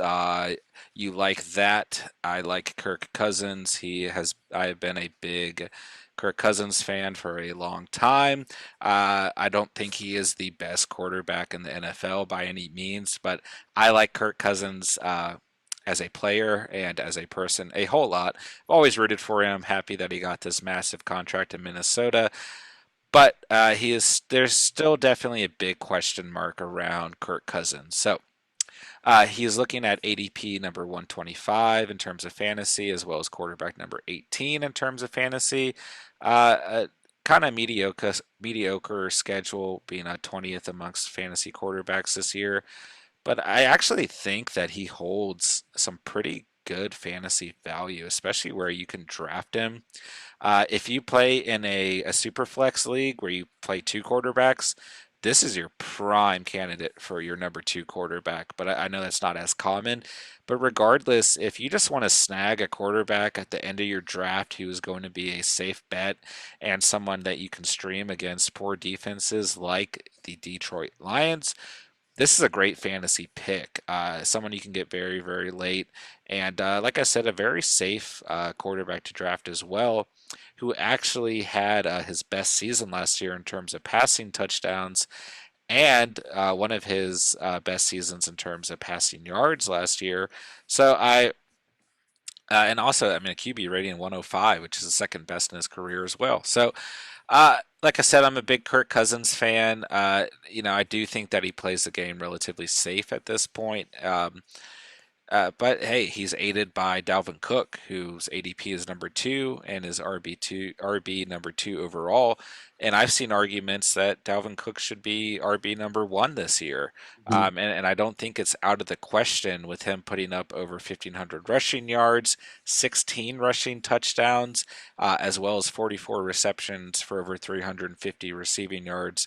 Only one receiving touchdown, but hey, he had 54 targets as a running back last year, so relatively comparable to what we've seen Christian McCaffrey, guys like Saquon Barkley, and some of these other, kind of receiving running backs who also get a lot of rushing attempts. Dalvin Cook had 312 rushing attempts last year. That is asinine. That is dangerous. That is a lot of trust in a running back, and I think he is capable of taking on those carries. But part of the reason why we did see him not play every single game last year, and speaking of handcuff running backs, Alexander Madison, someone you might want to keep on your radar in case anything does happen to Dalvin Cook. But certainly one of the best running backs in the league, and I think up until this current season, someone who has been relatively undervalued as a fantasy asset. He had a great uh, year in 2019, and I still think a lot of people slept on him going into the draft last year. I think he easily should have been a top 3 pick, and I think people were kind of valuing him closer to pick 7 or 8. And a lot of people got a fantasy steal this past year, getting Dalvin Cook that late. And there's really no argument there. That's my running back, and I'd like to see someone argue against Dalvin Cook. But where it kind of gets interesting, right, is Justin Jefferson versus Adam Thielen. And Mhm. I'm going to argue for Justin Jefferson because I do think he kind of moves into that position of being the prime receiver for this team, who's going to attribute a lot more targets, while Adam Thielen begins to kind of take on more of a veteran role, more of a red zone role. And that's not a knock on Adam Thielen at all. I'm quite big on Adam Thielen from a fantasy perspective this year. But he is starting to approach kind of the back end of his career, and I think Justin Jefferson has as much upside as any receiver that you can draft. 125 targets last year, 88 receptions, exactly 1,400 receiving yards, so that's pretty cool. An even number, right? That's cool to me. I don't know. 7 touchdowns as well, so definitely good. You'd like to see that number kind of get into double digits this year, or at least closer to 9 touchdowns. But kind of brings me to my next point about Adam Thielen with 14 scores last year. Under 1,000 receiving yards, played in 15 games, coming off of a year in 2019 where he dealt with some injuries, but still over 100 targets, 74 receptions. I don't really knock on receivers that end up with under 1,000 receiving yards, as long as they kind of hit that 900 number, and he did last year. So, and I think he made up for it with the 14 scores, which is by far the best season he's had in terms of touchdowns. So, like I said, I am going to pick Justin Jefferson for the sake of argument, but I don't think that Adam Thielen is not relevant in terms of fantasy at all. And I actually really like where you can draft Adam Thielen, coming in at receiver number 17 on average with an ADP going around number 46 overall. I actually really like the idea of loading up at running back early, snagging a quarterback early, and then selecting Adam Thielen as kind of your number 1 receiver. I Mhm. think that he's still going to have a lot of fantasy value. I think that we've seen the trust from Kirk Cousins, and I don't think that, there's any reason to not target Adam Thielen. That being kind of my big question, other than Kirk Cousins being relatively undervalued this fantasy season, uh, is Adam Thielen worth targeting? Because I've seen a lot of debate in the fantasy community about this, and a lot of people knocking Adam Thielen and not wanting to draft him. And don't get me wrong, I think that Justin Jefferson is definitely going to be the better fantasy receiver by the end of the year, just in terms of receptions and receiving yards added on. But you're paying a pretty penny for Justin Jefferson right now, and there are actually 1 or 2 receivers, being drafted kind of in that same tier as Justin Jefferson. Um, and obviously the ratings are changing every day. There was a point where Justin Jefferson was ahead of guys like AJ Brown and DK Metcalf. And if you're asking me, I would argue DK Metcalf is receiver number 4 going into this year, but Really? that's a topic for another night. I'll go let you go ahead. Huh? No, yeah. So actually, I want to jump in on this receiver because Yeah. I think this is a trio that we've covered so far in this segment of breaking down each division. This is one of the more interesting trios to kind of figure out, especially at that wide receiver position where it's actually really tight. Adam Thielen is tremendous, super undervalued, just like his quarterback Kirk Cousins. I think these are guys that consistently come out and ball out. Yep. You almost have to separate their fantasy impact to a certain extent, especially Kirk Cousins, from their actual football output, because these guys are very safe. They're going to come out there every week and they're going to really put up for their team. Yep. But it's interesting. You say you take DK Metcalf, and you kind of also put out there another name of AJ Brown that might be taken ahead of Justin Jefferson. Hmm. I'm actually very high on Justin Jefferson. I think he could be easily a top five receiver, currently wide receiver number 7, but so it's not that much of a bump. But when you're talking about a guy, Justin Jefferson, who really didn't come on until like after the quarter of the first season's done with, and a large part of that was because they weren't using him the way he should be used. This is an outside receiver. In the beginning part of the season, they tried to line him up in the slot, similar to like he did in college, but eventually they lined him up at outside and the guy tore up every defense. And I think, when you see a guy like DK Metcalf, he's got his companion in Tyler Lockett. You got AJ Brown. He's got his companion in Julio Jones. So Yep. each team there in that trio, in that 3 receiver set of AJ Brown, DK, and Justin Jefferson, they each have like another guy. I would argue that that's a floor raiser for all 3 of those teams in every single situation except for AJ Brown. I don't think there's enough targets to go around for those 2 receivers, and I do think AJ Brown's being a little bit overvalued. That's just me. Okay. I'm actually kind of off of him. DK Metcalf is interesting because when you look at that guy, he's he's really good. He's obviously amazing and could be in that top 5, but something makes me lean towards Justin Jefferson because I think he's going to get a higher target percentage.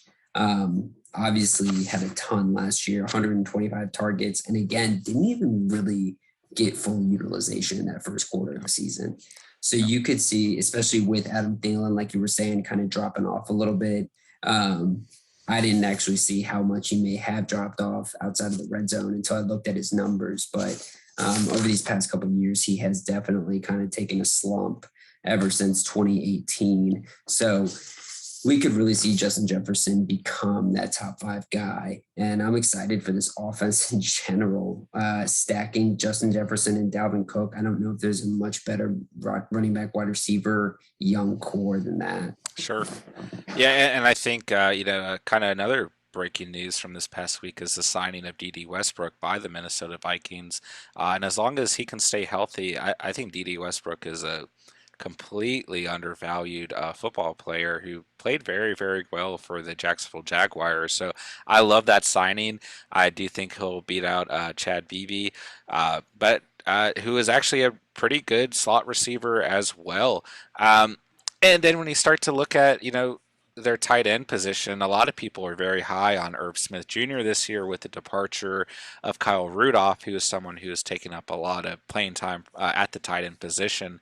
So, and then, just one more note, I think, like I kind of briefly mentioned, Alexander Madison is a great RB2 as well. And they also have Amir Abdullah at the running back position, who is been a serviceable running back as well. So, and they've got an offensive line that may not be the best in the league, but still a very good offensive line that can certainly pave the way for Dalvin Cook to have another season 1,500 rushing yards or more. So, Jeez, uh, that's a crazy number. I forgot that Dalvin Cook was on pace to shatter the record.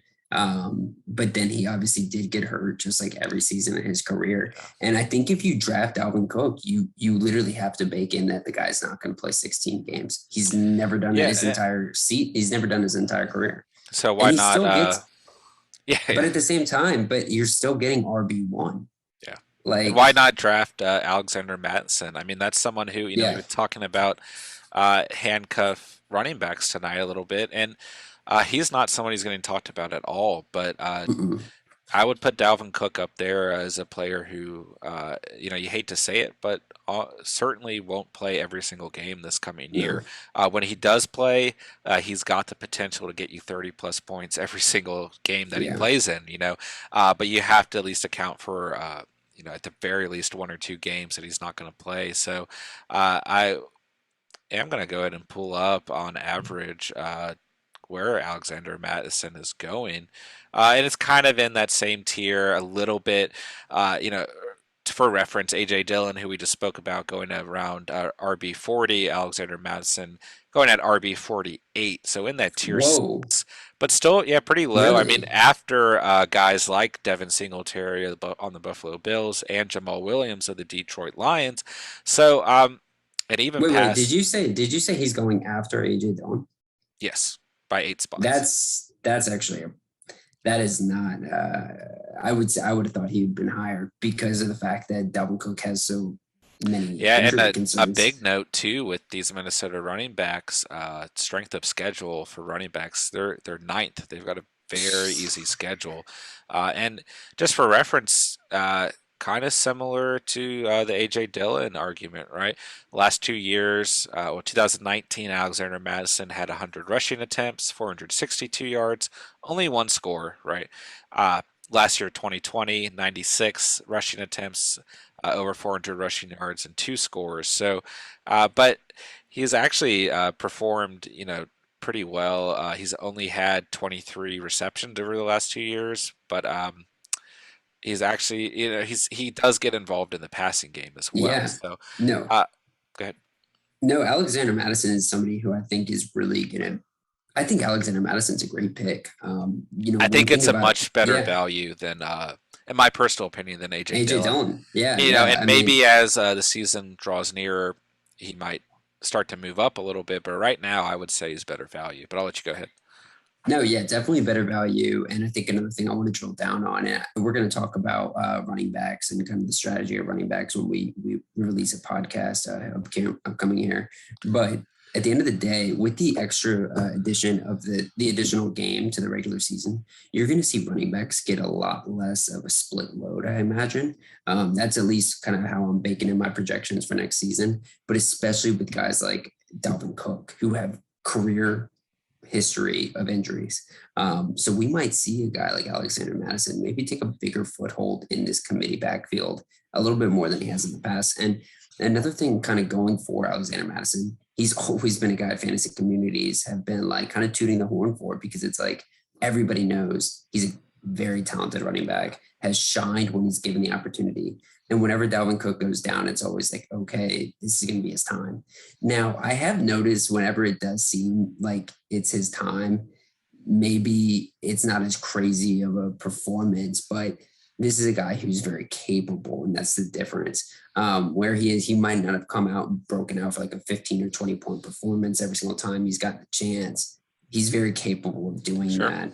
And that's hard to find at a backup running back position. So Alexander Madison is kind of a must lock for me because you're almost guaranteeing the fact that the guy's going to see touches.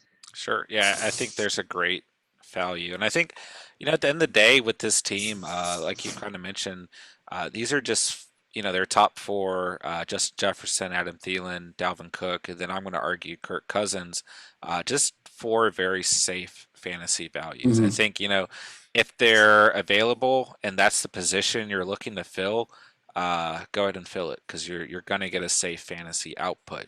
Um, which kind of brings us to our next team for the night, the Chicago Bears, who may not be as safe of a fantasy value.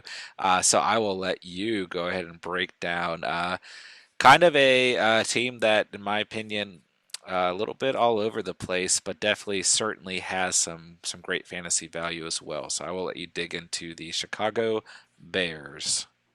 Yeah, a lot of excitement. Obviously, we had a lot to talk about with the Green Bay Packers, but I think the Chicago Bears are a really interesting team for next season. I think this team is definitely playoff ready and can make a push if Justin Fields actually ends up coming in and playing like they're expecting him to play. Um, this is a team that came into the playoffs last year really kind of gritty. I mean, they were not really too talented, in my opinion. They had some young shiners like Darnell Mooney, who we'll talk about later. Obviously, Allen Robinson, who is an exceptional receiver, was just placed into the top 10, I believe, in Madden ratings. So they're pretty good on the analytics side of things of recognizing kind of who deserves to be placed where. But so we're seeing a good kind of skill position load up here. Tariq Cohen at backup running back is still kind of injury plagued this season. but yeah, this is a playoff team that's coming back. And they loaded up a quarterback. Surprisingly, they were able to get the chance to get a guy like Justin Fields. Sure. Um, so this is probably one of the few circumstances where my trio is going to be a guy that probably isn't going to be the starter the first 2 weeks of the season. Sure. Um, my quarterback is going to be Justin Fields. And it's weird to say that because when I look at this schedule, when I look at all the offseason murmurs, when I hear Matt Nagy talking about kind of when we can expect to see him, I'm not too sure when he gets to start. And I want to talk about that at some point, but their bye week is not until week 10, just as a reference point here. Um, so his ADP is currently 169, quarterback number 24. So after a guy like Kirk Cousins, who I do want to kind of pair those up here pretty shortly. But running back, I got David Montgomery, someone I think I'm higher on than you are. Should Oh no, I'll you're cut you off. I'm super high on David Montgomery, but I'll good. let you go ahead. Yeah. Yeah, this is a guy I loved in college. Kind of disappointed me his first season, but then came on last year, especially on the back half, and I think just balled out. And also just kind of like this is Chicago Bears football. We're gonna smash you in the mouth. It's gonna be cold weather, and we're gonna beat you up. And Matt Nagy, credit to him, he recognized David Montgomery as a tone setter and gave him the rock. So I'm very excited about him coming in next season. His ADP is number 33. RB 17, great value in my Great opinion, value. Yeah. especially for a guy who, again, like I said, Tariq Cohen might not even be playing in the beginning half of the season and is going to get a ton of touches, especially either Andy Dalton or rookie quarterback. They're going to try to ease the burden there. At wide receiver, probably the most sure thing on this offense, Allen Robinson. This guy is just wide receiver one written all over him.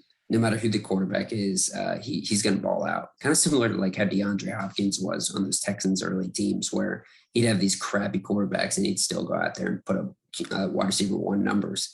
Sure. ADP number 30, wide receiver ranked number 11, so right in that top 12 sweet spot. I think that's pretty good placement, especially because we don't know when Justin Fields is going to come in. But let's start off at the top with Justin Fields. This is a guy who played for Ohio State his last two seasons, but started his career at Georgia before transferring. In 2020, his season, his performance kind of dipped from his 2019 season, where he threw for 41 touchdowns and 3 picks. He Probably could have also gone to the also played, not to cut you off, but 2020 obviously a huge asterisk. Only played eight Mhm. games because, if I'm not mistaken, that was due to COVID. So Yeah, he no, yeah, so he had less it, game. 2019, he had 14 full games to play in. But I'll let you go ahead. Sorry. no, yeah, I think in 2019 he really, to me, proved like how talented this guy is, Yeah. and the fact that this guy should be put in that conversation of the best quarterback maybe to come out of the draft, bar Trevor Lawrence. Sure. But at the same time, too, I think what 2020 really proved is his leadership, Yeah. his grit, his hunger, and how much he's going to give you. And I think uh, when I think of 2020 season, the first thing that comes to my mind, and I'm not even an Ohio State football fan, but it's Justin Fields taking that massive shot from Clemson, shattering his ribs, coming back in the game and winning Yeah. a game against Trevor Lawrence, who we all want to tout as the best guy. But at the end of the day, Justin Fields came out and beat him with broken ribs.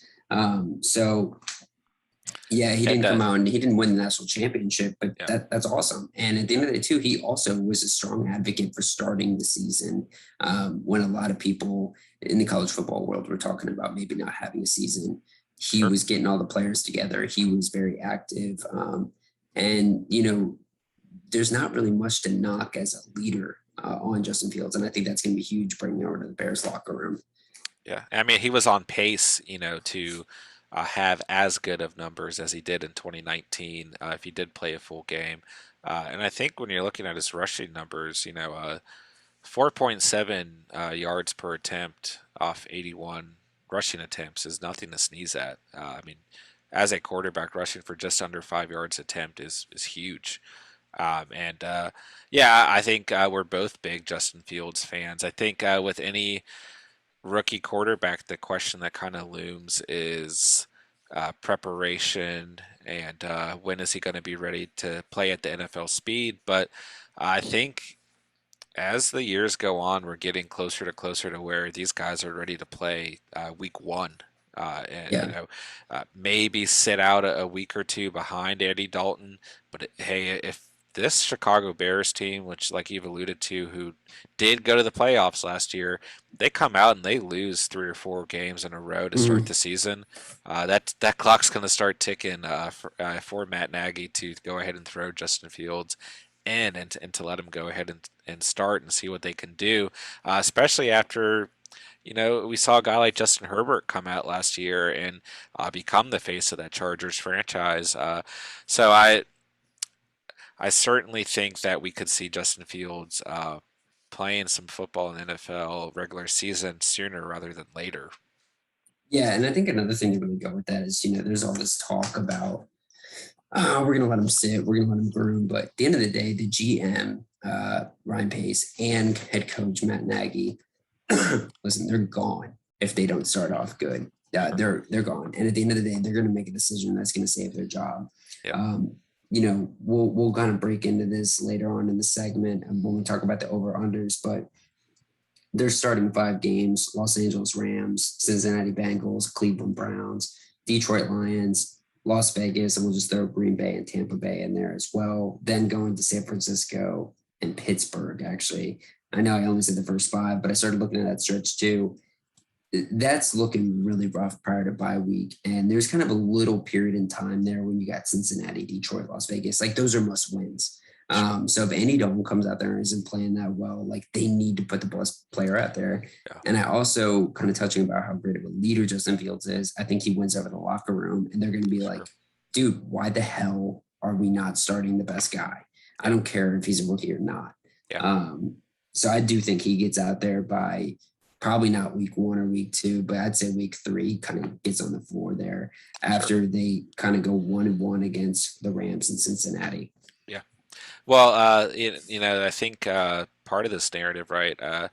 I think week one is a great game. I mean, I think that game against the LA Rams. Not to get too much into this for over under segment, but I think that could be a game that the final score is 9-6 with the way these Yeah. defenses are built. But let's say they lose that game, right, and then they come out and Andy Dalton dismantles his former team, the Cincinnati Bengals, and has a shootout the next week with the Cleveland Browns. Maybe doesn't win the game, but shows some promise, and then comes out and dismantles the Detroit Lions, and then has another shootout game where they do win against the Las Vegas Raiders.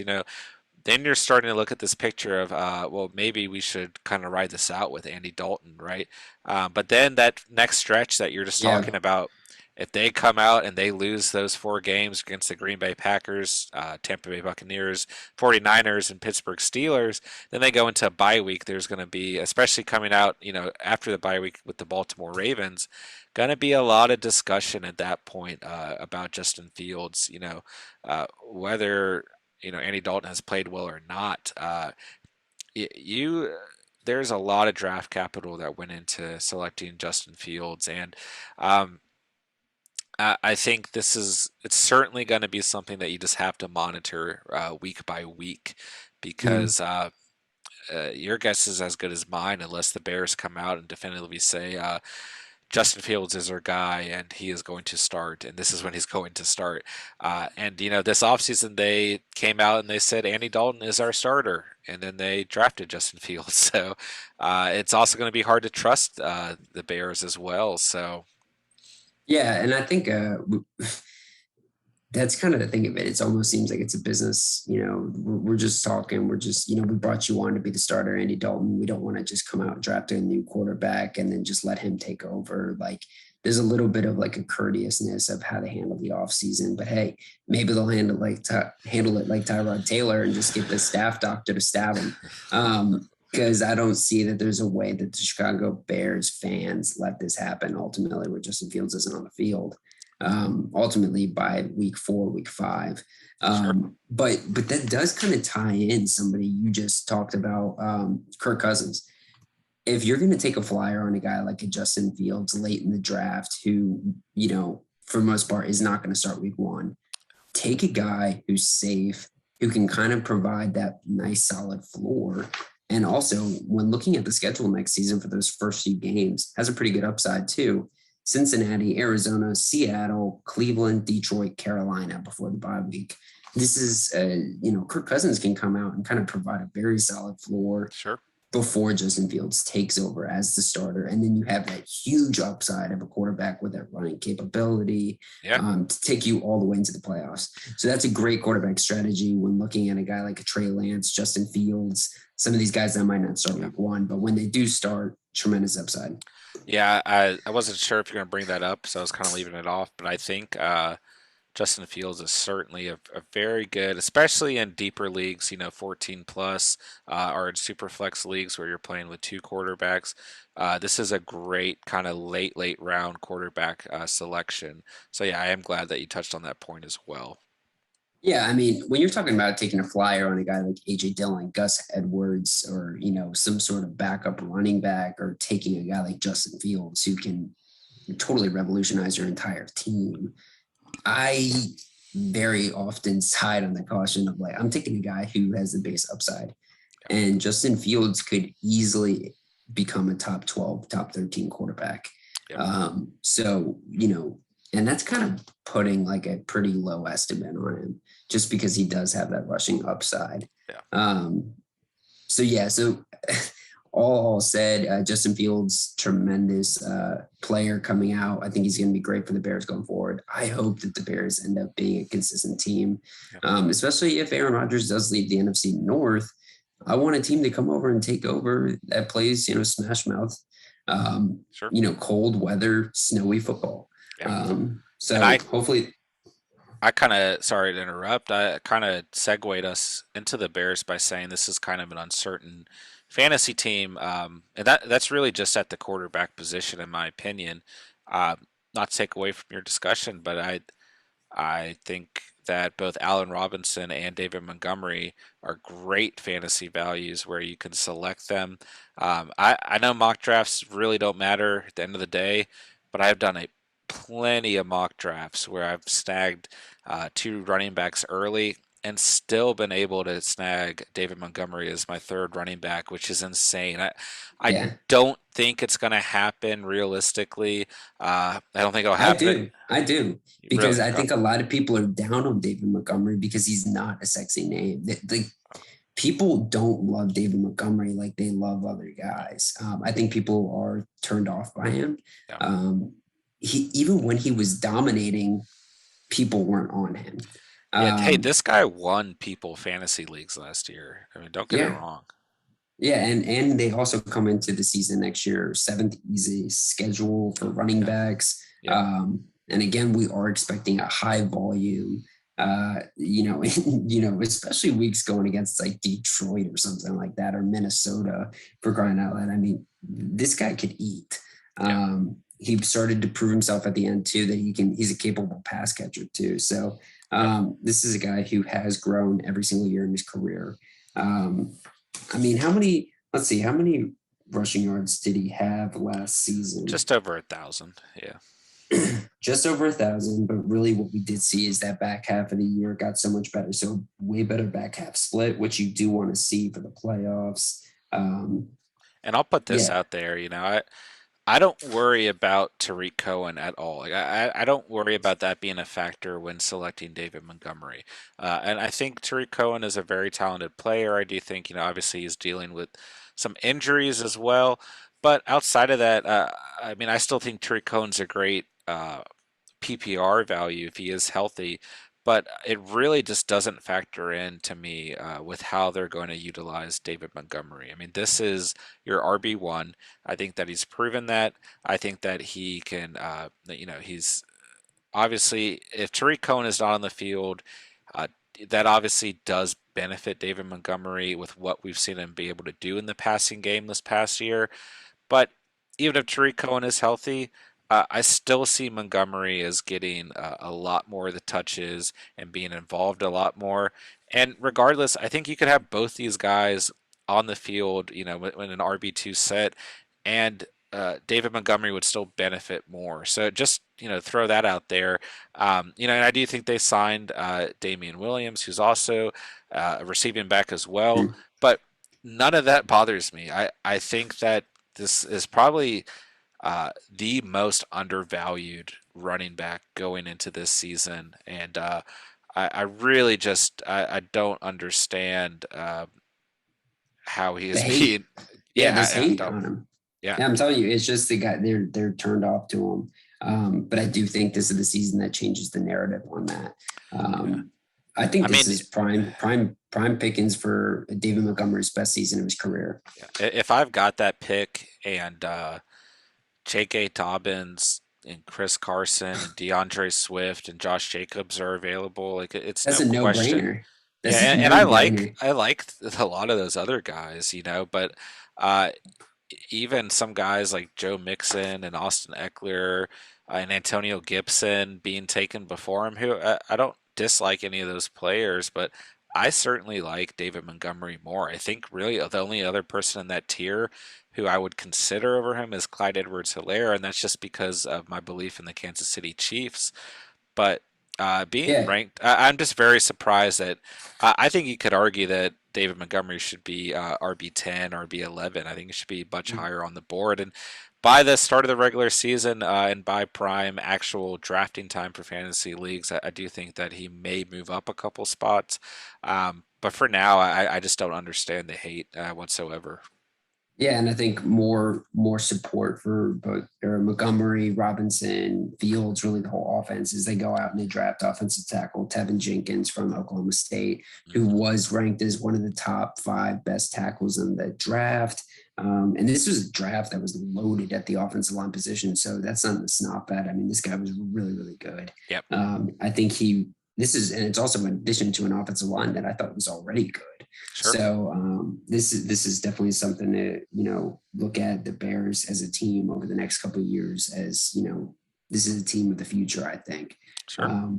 which you couldn't have said that maybe last 2 years ago when you were looking at Mitch Trubisky. Sure. Um, but breaking into this receiving core, because I do think it's a receiving core that outside of Allen Robinson and Darnell Mooney is quite thin. The other backups, including Marquise Goodwin, Damian Bird, Javon Wims, Riley Ridley, a bunch of guys that are really just kind of placeholders. Sure. But I do think that kind of adds to the fact that I do think Allen Robinson is going to have a really good year again. And one thing about Allen Robinson is he does fit every kind of quarterback. So I think you could see Andy Dalton come in and say, okay, this is my safety blanket. Allen Robinson, I always going to be open. He's going to always catch the pass. I'm going to go to him first through third down. He can do any sort of route, short, medium, or deep. He's kind of your every down receiver. And I do think that puts him in a position to be a top 12 fantasy receiver. Yeah. And I don't think you find a lot of people that would argue against that because of how good he's been every single year of his entire career. Yeah, barring any, or outside of injury, one of the most consistent, over the last 2 or 3 years, most consistent fantasy receivers. It's really the only time we Mm-hmm. haven't seen him perform is when he's been injured. Kind of like the year I drafted him. Uh, the first year he was injured for the whole season was one of my worst fantasy drafts all time. I think I went Adrian Peterson, Allen Robinson, Brandon Marshall. Actually, my worst fantasy year of all year. But outside of any injuries, one of the most consistent players and definitely one of the most undervalued. I mean, it just seems like year after year he gets pushed back, and I get it. He's not playing on a very flashy team. He isn't really a very flashy player. But he's one of the safest players to target this year, coming in, kind of around that receiver 10 mark. And if we'll just go ahead and ask the question with who he's surrounded by, right? If you see Terry McLaurin, Allen Robinson, and Mike Evans on the board, and hey, we'll throw in another one, and Keenan Allen, who are you taking there? Yeah, I think I do side Terry McLaurin. taking away fantasy, I think Terry McLaurin's a top 4 wide receiver in the NFL. And I do think Terry McLaurin's going to have his best season fantasy outlook of all time, just because he's got not of all time of his career, because he has Ryan Fitzpatrick. Sure, And I think an offense that's looking to open it up a little bit more. sure. But with that said, I'm taking Allen Robinson over the rest of those guys. And a massive part of that is the fact that he gets so many targets. I was just about to 151 say, last season, 154 the year before. outside And I every don't see that season, changing. I don't see e- that changing. yeah, every season that he's played a full season or 15 or more games, he has garnered over 150 targets. So, Mm-hmm. actually, in 3 of those seasons, he's had 151 targets exactly. So, I completely double down with your position. Sorry to interrupt you, though. No, no. I think we're both really high on Allen Robinson, and kind of the theme that you're starting to see with this Bears offense is that there's a couple diamonds in the rough that are being muddied up by the past few seasons history of this Bears team that's been clouded by a quarterback like Mitch Trubisky, uh, Mike Glennon. I mean, some really gross quarterbacks. And it's not much better with Andy Dalton to start it, but this is a team that is going to give your key skill players what they really need for fantasy output, and that is volume. They know how to feed their top players, which you can't say for all teams. They do know how to feed them. And I think another guy that's really coming up here for this Bears team, I am extremely excited about Darnell Mooney. Um, ADP number 136, wide receiver number 55, 15th easiest schedule for wide receivers. You got an upgraded quarterback, even if it is just Andy Dalton. Sure. His biggest competition, maybe coming into the year, uh, was Anthony Miller, who was traded to the Texans. I don't see anything but serious upside when I think of Mooney, Yep. especially when the fact that you can take him at ADP around 136. It's a very back half of your draft. You're getting a guy that last season, if he had a quarterback to even get remotely close to his deep passes that were targeted to him, I mean, it would have been ridiculous. You Sure. can look up videos of how many times Nick Foles, Mitchell Trubisky missed him deep. The guy is so fast. He made Jalen Ramsey look silly. I think, it sounds kind of funny, but I do think Darnell Mooney is going to turn out to be one of those best receivers coming out of that draft. It saved Ryan Pace's job. The only reason it's funny is because in our family draft, my mom picked him up one week and we didn't even really know who he Yeah. was, and we made fun of her. Yeah. And he That was ended a up being, Yeah, a long time running gag last year in our fantasy league was just anytime Darnell Mooney made any type of play, we'd automatically text each other. yeah, and he ended up being a beast. Yeah, I think he's really beloved by the fantasy community yeah, because everybody looks at him as a guy who really kind of hits all the boxes in terms of like, this is a breakout guy. I just think that kind of every situation that could have gone wrong last year went wrong, in terms of like it just never really came out to be like a standout performance. yeah, I will say though, again, towards the back half of the season, that's really where he shined, which is really good when trying to project forward. And I think because we highlighted earlier this, when covering the Bears, outside Allen Robinson, not really much competition there. And I don't know. I see tremendous upside here, especially with him being that deep shot receiver. Justin Fields can throw that deep ball. So whenever he does come in, you could see some serious performances by Darnell Mooney. yeah. And I think you're certainly spot on that the fantasy community is really big on Darnell Mooney. Did a late round receiver video, which we'll link below, and this is someone that I left off of that video because in any other video I saw, Darnell Mooney was like the main topic of a late round receiver to target. So a lot of people in the fantasy community definitely looking into Darnell Mooney coming into that number 2 position with the Chicago Bears and with the kind of huge upside like you alluded to as well. So, hey, I would love to see Darnell Mooney come out and ball and for our Mooney gag to continue this coming year. Mm. So, yeah, I think you're certainly spot on as well. Um, so And let's go ahead. no, I was just going to say to wrap up here with the Yeah, Bears, just to pivot from that trio of Robinson, Montgomery, and Fields, let's not forget about their tight end core, Jimmy Graham coming Yep. back and splitting time with Cole Kmet. Yep. Jimmy Graham led the team last year with 8 touchdowns. Not really a guy that I'm looking at, but at the end of the day, I don't think you can discount this tight end position. And if Sure. I'm going to take a shot on one of these guys, what are your thoughts? I mean, are you taking a shot on any of them? And if you were, do you lean one way? I Um, think there's upside where Cole Kmet dynasty value, but it's a uh, stay away from me. yeah, not a tight end position or tight end group I'm going to be targeting. They do have, if I'm not mistaken, the 28th toughest schedule for tight ends, so that's a big part of it. And then kind of that uncertainty of how they're going to split time between these two guys. I'm a huge Jimmy Graham fan. I think Jimmy Graham throughout his career has been completely disrespected. I like Jimmy Graham a lot, but like I said, a very tough schedule this year, and it's also going to be kind of difficult to evaluate how these quarterbacks are going to be utilizing the tight end position. I think Andy Dalton throughout his career, has thrown to the tight end position as well, but we don't exactly know how the quarterback situation is going to progress. So for me, it is a stay away, but I definitely do agree that there could be some large upside value there with Cole Kmet kind of going around kind of the same tier where your boy Adam Trotman is going. So I'm not surprised to hear Trout, that. the troutster, the Yeah, your guy, troutster. big bodied tight end, right? Yeah. Yeah, my little man crush came out Yeah. on him there. That's for sure. Yeah, so we'll link Um, that podcast. We'll link all of our podcasts at this point and all of our videos down below as well for reference points. But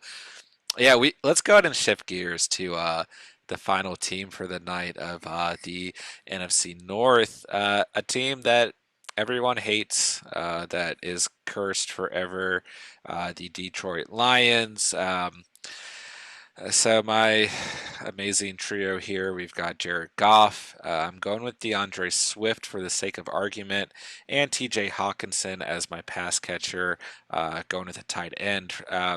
Someone I'm huge on. Like I said, we will link our my tight end video for tight end targets outside of tier one this year. I think Hawkinson is as good as they come. But a couple quick notes on the Detroit Lions. New head coach. I love Dan Campbell. I love this selection of head coach.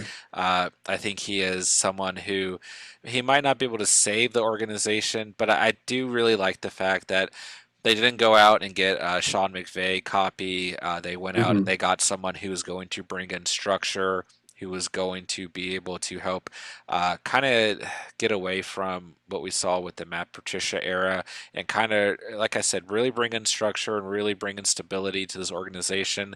And someone who can really, he's kind of a player's coach, right? He's going to be able to connect with these guys and they're going to want to come out and they're going to want to play football for Dan Campbell. So I love the selection. I've liked him since he was the interim coach for the Dolphins. I do not remember who got fired that year because so many head coaches have been fired from the Dolphins. But and then I really liked him as a coach with the New Orleans Saints. So I'm glad that he got that opportunity, and I think he's going to certainly make the most of it. And I think that players are definitely going to be. Uh, react positively this coming season. Um, Yeah. and, go ahead. Yeah. Sorry to jump in there, No. but I was laughing. I don't think you were looking, but I was laughing when you started talking about kind of bringing on Dan Campbell because he's got all those like kind of funny one-liners about we're going to be biting at the knees and all these kind of things. Biting at the knees, It, man. Yeah. yeah, it is. It's. I think that you said the most important thing though. He's a player's coach. Yeah. Matt Patricia was very known for all his players hating him. So I think both of these guys come from a background where they are linked to, Matt Patricia had Bill Belichick, Dan Campbell had Sean Payton. So they come from backgrounds kind of similar. They're both like kind of, I would say in the trenches kind of mind people where they want to kind of, I think Dan Campbell wasn't he focused on the tight ends, I believe. At least he has yeah. So they both come from that kind of type of mindset. But at the end of the day, I do think Dan Campbell is going to be able to get into the players' ears a little bit. Yeah. And this Detroit Lions team, they need somebody like that week 15, when they might be looking at a winless season, has somebody in their ear to say, keep fighting, Yeah. it's fourth quarter, let's go get it. Yeah, and I think the biting at the knees reference is interesting because I do think this team is obviously rebuilding, but I think they're already taking the right steps. Yeah. And I think in the trenches, they're actually a pretty good football team. I think their O line is very underrated. I think that is Hmm. absolutely the strongest part of this football team. I think Frank Ragnow is a great center. You've got Taylor Deckner now at the left tackle position. And you go out and you get Panay Sewell at the right tackle position, A who was an beast, total absolute beast. steal. Yeah, absolute Yeah. steal. I think, if I'm not mistaken, go back and watch when they, in their draft room, and they realized they had an opportunity to select him. They were super ecstatic, and Yeah. I think for good reason. And I think you've got some good players at the D line and linebacker position. So. I think that this team is moving in the right direction, although I don't think many people are certainly too optimistic about this fantasy season. And I do mention that their offensive line is going to be damn good this year, but they do have, in terms of rushing, the 29th hardest schedule for these running backs. So, uh, I guess I'm going to pass on Jared Goff and talk about the running backs first. Like I said, the 20th hardest schedule for running back position, and then you're kind of looking at kind of a split here. You've got DeAndre Swift, and then you've got someone who we talked about a little bit earlier in Jamal Williams. And I think the common assumption is that DeAndre Swift is going to be leading this backfield, but you certainly can't look at it and evaluate in the sense that Jamal Williams isn't going to be taking a lot of touches as well. And I think that would make as good of a 1-2 punch in the league as well, maybe not the best, but certainly a very good 1-2 punch. And I'm not the biggest DeAndre Swift fan. I wasn't incredibly high on him last year, mainly because he was on the Lions. I think this season you have more of a reason to draft him with this revamped offensive line. But still, when you're looking at strength of schedule, it's a tough pick for me. I am arguing that for DeAndre Swift for my trio, but at the same time, from a fantasy perspective, I'm staying away from DeAndre Swift. Someone who's being taken right after the last running back we talked about, David Montgomery. I would take David Montgomery 1,000 times before taking DeAndre Swift. Hmm. And on average, you've got Josh Jacobs coming directly after DeAndre Swift, even with the acquisition of Kenyon Drake in the offseason. I would take Josh Jacobs in a heartbeat over DeAndre Swift. And maybe it's just a personal vendetta. I'm just not very high on DeAndre Swift, although I'm supposed to be sitting here arguing for him. Uh, I know he only played in 13 games last year, but 521 rushing yards off 114 attempts isn't actually all that bad, and still just under 5 yards per attempt as well. And 8 touchdowns is pretty good for 114 rushing attempts as well. But I can certainly see why people are selecting him and why they see that upside. But if anything, I'm looking at strength of schedule, and I'm looking at that this is the Detroit Lions. You've got Jared Goff under center, and if anything, I would rather draft Jamal Williams relatively late with an average ADP at 127. Uh, and I would look at that as better upside than drafting DeAndre Swift, as early as he's being drafted. I think both of us are very hesitant to draft anybody on this team, but more importantly at that running back position. Um, I think one thing to think about, is with the Detroit Lions, Jamal Williams almost does have a nod in terms of fantasy value because this is a team that more often than not is going to be behind. And I think Jamal Williams is probably going to be their pass catching back. Not to say that DeAndre Swift can't do it, because I definitely think he can. I just think Jamal Williams is probably going to be there for not only the catching capabilities, but the run blocking or the pass blocking capabilities, which he showed exceptional talent with Green Bay. Um, so I think that you're going to see DeAndre Swift be extremely frustrating because in the first half of the game, he might not put up the right value, like the right enough numbers to kind of make the fact the matter show up when in the second half he might get a lot of his touches taken away for Jamal Williams. Sure. And this is a team that's going to be passing more often than not. So even though you've got an RB1 in DeAndre Swift who might see more carries than he did last year, I don't know if they're that meaningful of carries. Sure. So yeah, this is kind of a stay away from me in terms of the whole running backfield. But if you are itching to get a piece of this Detroit Lions offense at that running back position, then I would say, like you were saying, Jamal Williams shows a little bit more value. Sure. Yeah, and you've got Jamal Williams.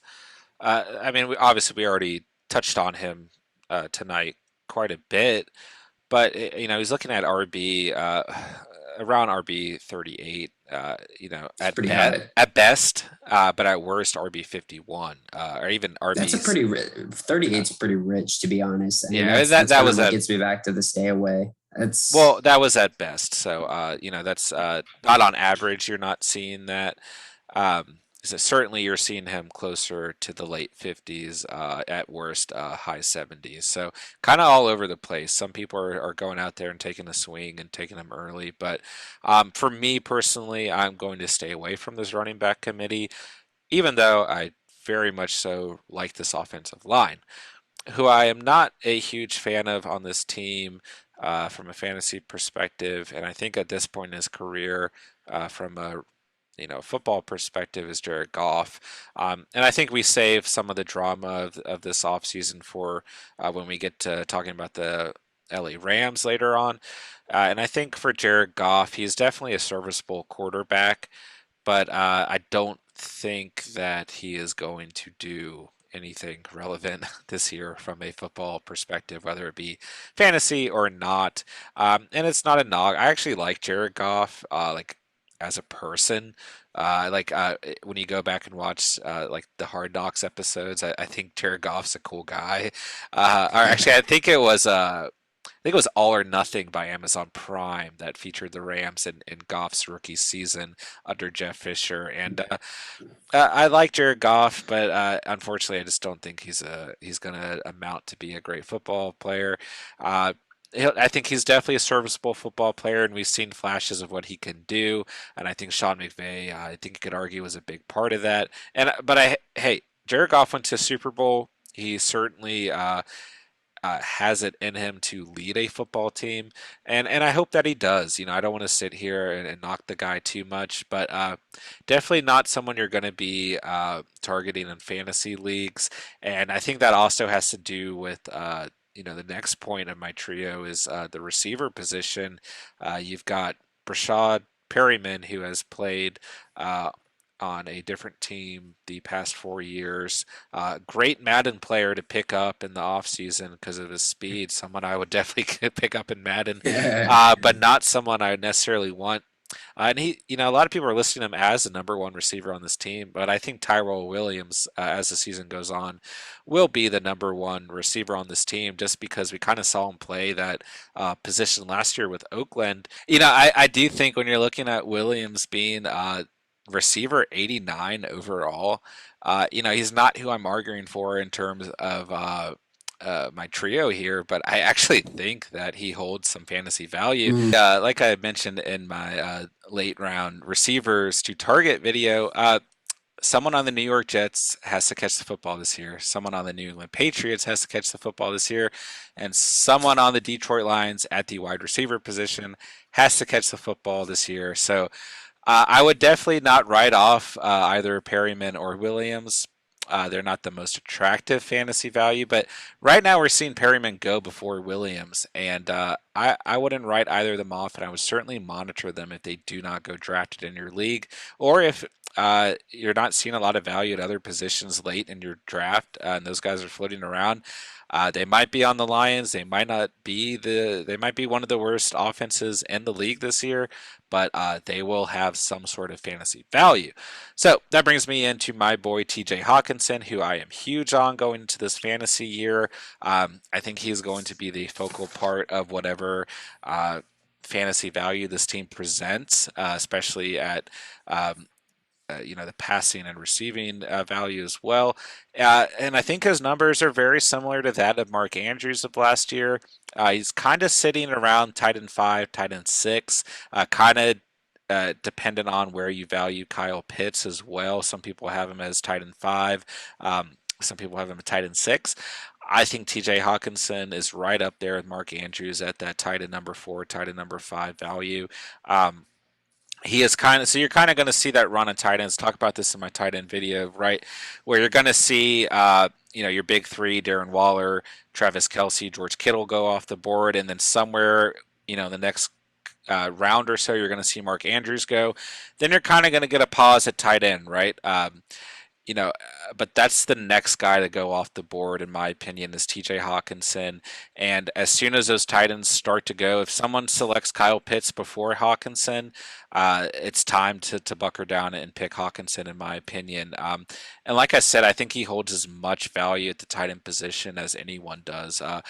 Over 100 targets last year, 67 receptions, over 700 receiving yards, and 6 scores. I think those numbers improve. I think Jared Goff is going to recognize, what he has in this player, and I think he's certainly going to harness more targets, more receptions, more receiving yards, and more touchdowns this year because the receiver position is so thin as well. So Mhm. I'm huge on TJ Hawkinson. I don't know if you have any thoughts on any of these receivers or tight Yeah, ends. yeah. I've got some input on all three of these guys in your Sure. trio. I'm going to start from most relevant to least relevant. So Hawkinson, clear cut, the favorite in terms of fantasy on this Detroit Lions team. Um, for me, I think he is too high of value, just because you are seeing him taken pretty early in your drafts, and so it's not really, do I think he is overvalued? But it's more of like, do I put the tight end position over who else I can get it? Maybe wide receiver or running back in that similar ADP spot. The tight end position does not bring the same amount of points to your team. So if I've got to compare like a 6th round, 5th round receiver to a Hawkinson, I'm always going to pick the receiver over him. And that actually is kind of a discredit to him because I think he's set up for a really great season. Yeah. This is a guy who is a really good player, really good in the red zone too. He's going to be a target hog because, like you highlighted, there's very few options outside of him. And this is also going to be an offense. This is passing at the end of the games. So it could be some like, end of game, just, throw some balls up there and see who can catch Yeah. it. Yeah. And I think Hawkins is always going to be the number one, look. Sure. And also, it's hard to look at Jared Goff's history and say like, oh, he hasn't really targeted the tight end position a whole lot because the Sean McVay system just really doesn't set it up to do that. But Yeah. I do think Jared Goff is a guy who would probably value that security blanket. Yep. And so tight end position, again, always becomes super valuable. So if I'm going to draft and I see Hawkinson slipping, like if I could get Hawkinson at 7, somehow get him in the 7th round, that's a steal for me, because that's where I'm typically probably going to be attacking tight ends anyways in that 7th to 10th round. And he's clearly better than I think other players there. Sure. But yeah, I think like you said, once you see Kyle Pitts go, that's kind of when Hawkinson's going to be kind of up on the block there. So you got to be ready to think fast once those first 4 go. DeAndre Swift, interesting to note that you said obviously David Montgomery you would take over DeAndre Swift, but and we both kind of said that we have a kind of a muted expectation about what we thought he was going to be like next year. Currently, where he's sitting though, and looking at kind of who's after him, running back number 17, but you look at guys after him: Miles Sanders, Josh Jacobs, Daryl Henderson, Miles Gaskin, Kareem Hunt, Mike Davis. It's a pretty big group of guys, but Sure. I don't know if there's a ton of guys I'm really taking over Swift as much as I don't like him there. And Sure. Sure. that's what makes me think, I'd be much more inclined to just take a receiver there. And maybe that's the tier, that tier 4 running back group where I am seriously looking at wide receiver because I don't really love the upside of a lot of those guys, other than maybe Henderson, if it all works out well for him now that Cam Akers is gone. Sure. Um, Miles Sanders is extremely sketchy running back. They've kind of loaded up at that running back spot too. So I think there's a lot of competition for that number one role in terms of who's going to get all the touches. Um, but yeah, honestly, I think DeAndre Swift is actually relatively properly placed in terms of his value. It's just, I think that is a time you look at receiver when those tier four running backs start coming above. Sure. Now, when talking about Jared Goff, I don't have it pulled up right now. I don't know if you do, but it is kind of funny just to highlight some of the guys that are going above him or going before him. I believe it's like Taysom Hill, Trey Lance, some guys that like really, it's really crazy to see how the mighty have fallen. Again, it's a starting quarterback for the Rams who went to a Super Bowl and came very close to winning the Super Bowl against the Patriots.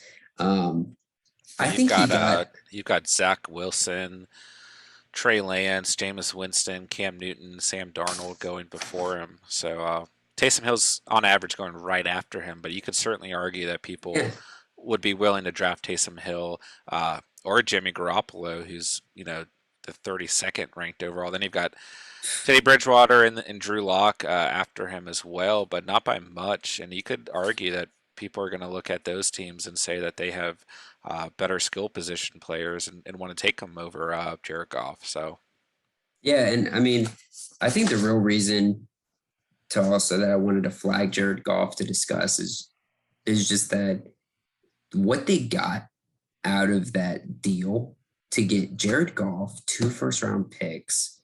I mean, that's like kind of a steal looking retrospect. Um, this team, again, like you said, they've been drafting well. They've got great O line. They're kind of putting the right pieces into play there. This is never going to be a prime free agency destination by any means, but well, they there's a certainly, no knock on Matt Stafford whatsoever, but I think in the long he run, wasn't getting the job done though in Detroit. well, It's not like I he was think going to win it.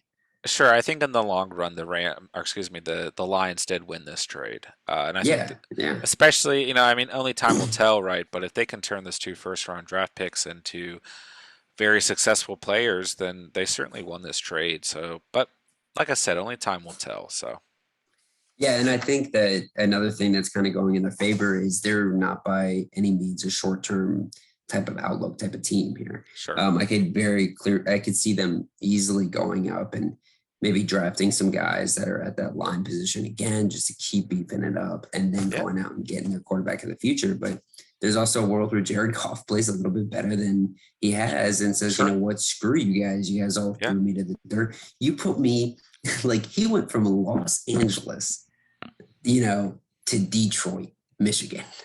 I yep, mean, talk about a more like, wow, I woke up in a different place the next day type of vibe. I mean, I feel really bad for Jared Goff, yeah, but this is something where I think the Lions as an organization are taking the right steps. yeah, absolutely, Um, yeah, and but it's all about biting the knees now for Jared Goff, right? hey, biters. But I think, with that said, and I think that's a really good place to close out Yeah, covering the Detroit Lions there. And we can really start getting into the over unders of this division. yeah. Okay. Yeah, absolutely. Let's touch on the Green Bay Packers to start with. When I first saw their over under prediction at 10 wins, I was like, oh, that has to be tied to the whole Aaron Rodgers, kind of speculating if he's going to be there or not. But when you look at this schedule for the Green Bay Packers, all in all seriousness, this is a tough schedule. If this is going to be a last dance run, Aaron Rodgers has really, really got to put it together here. I Ooh, mean, whoa. this is a tough, tough football schedule, and I, I am just gonna. I'm not gonna take the over or the under. I'll just go right at 10 wins, and that's not a knock to this team. It's not a knock to anyone's talent, but this is a this is a tough schedule. So you've got Oh week my week gosh. one, New Orleans Saints. I mean, you could argue I do like the Packers a little bit more in that game, But It's at the Saints, though. yeah, It's at the Superdome. Yeah. you could argue that's a toss-up, right? I mean, really, outside of playing Detroit twice, and maybe Cincinnati in week 6, you could argue, and actually, I'll take that off the board. Outside of playing Detroit twice this year, you could argue that every game this year is a complete toss-up. They play with the best of the league this Holy year, crap. outside of maybe the Tampa Bay Buccaneers and a couple other teams, right? But uh, you're facing, a lot of the teams. You've got a young Cincinnati Bengals team. You've got a Pittsburgh Steelers team with nothing to lose. San Francisco in Week 3 with nothing to lose. You've got the Chicago Bears twice, who I think are going to be a team who's really going to want to beat the Green Yeah. Bay Packers. You've got the Washington football team. You've got the Arizona Cardinals. You've got the Kansas City Chiefs, the Seattle Seahawks, LA Rams, the Baltimore Ravens, the Cleveland Browns. I mean, I don't know if a team has a tougher schedule this year. I'm going to have to look into that a little bit more, but uh, I could actually see I could see the Packers winning this division with 9 wins, and I could see them winning this division, with 12 plus wins. But this is a tough season for the Green Bay Packers. Yeah. This is kind of one of those situations where you get kind of screwed by schedule. This is a team that's loaded. We've been talking about it all night. Definitely primed for a run. And I still think they can, but they got to make playoffs first, right? And unfortunately, they have to play the NFC West and the AFC North, the two toughest divisions in football. Every single team, and that in both those divisions is loaded. Yep. So, I mean, Cincinnati, clearly the worst team out of there, but can give you a fight for your life any single week. So yeah, this is a situation where the over under of 10 is actually it's kind of spot on because you don't want to take anything above or below. Yeah. So I'm going to be right there with you. I'm going to take 10 as well. Before Aaron Rodgers decided to come back, and there was a lot more rumors about it. They were at 8.5. So definitely has been adjusted per the room before everything closed. But at the end of the day, this is still not a situation where the Packers can come out here and be one of the top teams in the league record wise. This will definitely, it'll definitely be as good of a last test. If this is Aaron Rodgers' last season with the Packers, for him to show his value. I mean, I'll say this: if the Packers come out and win 12 or more games this year, that's a testament to who Aaron Rodgers is Yeah. as a player. We kind of talked about it earlier. And Yeah. I didn't even think about this. If this team doesn't go the NFC Championship game and win that game, it's a huge knock on Aaron Rodgers. But after reevaluating the schedule, if this team wins more than 10 games, that's just as big of a testament to who Aaron Rodgers is. And Yeah, they, but we also talked about at the same time too. Maybe this is more of a testament too for why you don't draft Aaron Rodgers to be your QB1. sure, I sure, mean, I'm not taking Aaron Rodgers to play against this brutal of a schedule. sure. It's just like I get it when you're a certain kind of quarterback, like it doesn't necessarily matter, but it always matters, Yeah, like who you're playing against. and you don't get a bye week till week 13. Yeah. It's just, and that stretch, And then you come right back against the Bears, Ravens, and Browns. I mean, week 6 through week 16 is just brutal. Chicago, Washington, Arizona, Kansas City, Seattle, Minnesota, LA, take a nap for a week, Chicago, Baltimore, Cleveland, and then 2 And divisional Minnesota. games. And Yeah, Minnesota. yeah, sure. Minnesota, Why? like we said, could Yeah, easily win this division yeah. just based off of talent. So, And even, um, hey, the, I mean, they're the Detroit Lions, but you're playing them week 18. They have nothing to lose. You have everything to lose. I mean, what if mhm. that's what decides the divisional winner? Hey, I mean, we've seen crazier things happen, right? And even when I was evaluating the Lions schedule, who I have not winning a lot of football games, that was one game that kind of stood out. Like, hey, maybe Green Bay is kind of sleeping on the Lions, or maybe they're not playing their starters. Maybe they have locked up the division at that point.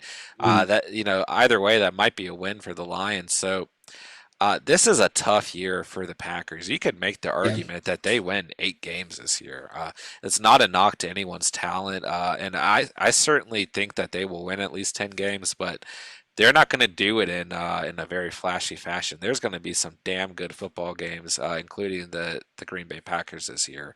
Only three prime, or actually no, they've got a couple they've got primetime a lot games. of primetime Yeah, and games. Yeah, deservingly so. I kind of wish some of these opponents they're playing in prime time were different opponents, but definitely going to be a lot of entertaining games by the Packers this year, and I think we're both stoked to see how this Last Dance season plays out. If it is certainly the last dance for Aaron Rodgers and the Green Bay Packers, but I think that kind of piggybacks onto the next team we'll talk about in their over-unders with the Minnesota Vikings because I think it obviously has a direct effect on how many games the Minnesota Vikings win because if the Packers beat them twice or if they only beat them once or vice versa, um, it has a huge impact on the Minnesota Vikings and how many games they're going to need to win to be a playoff team with their over-under looking at 8.5.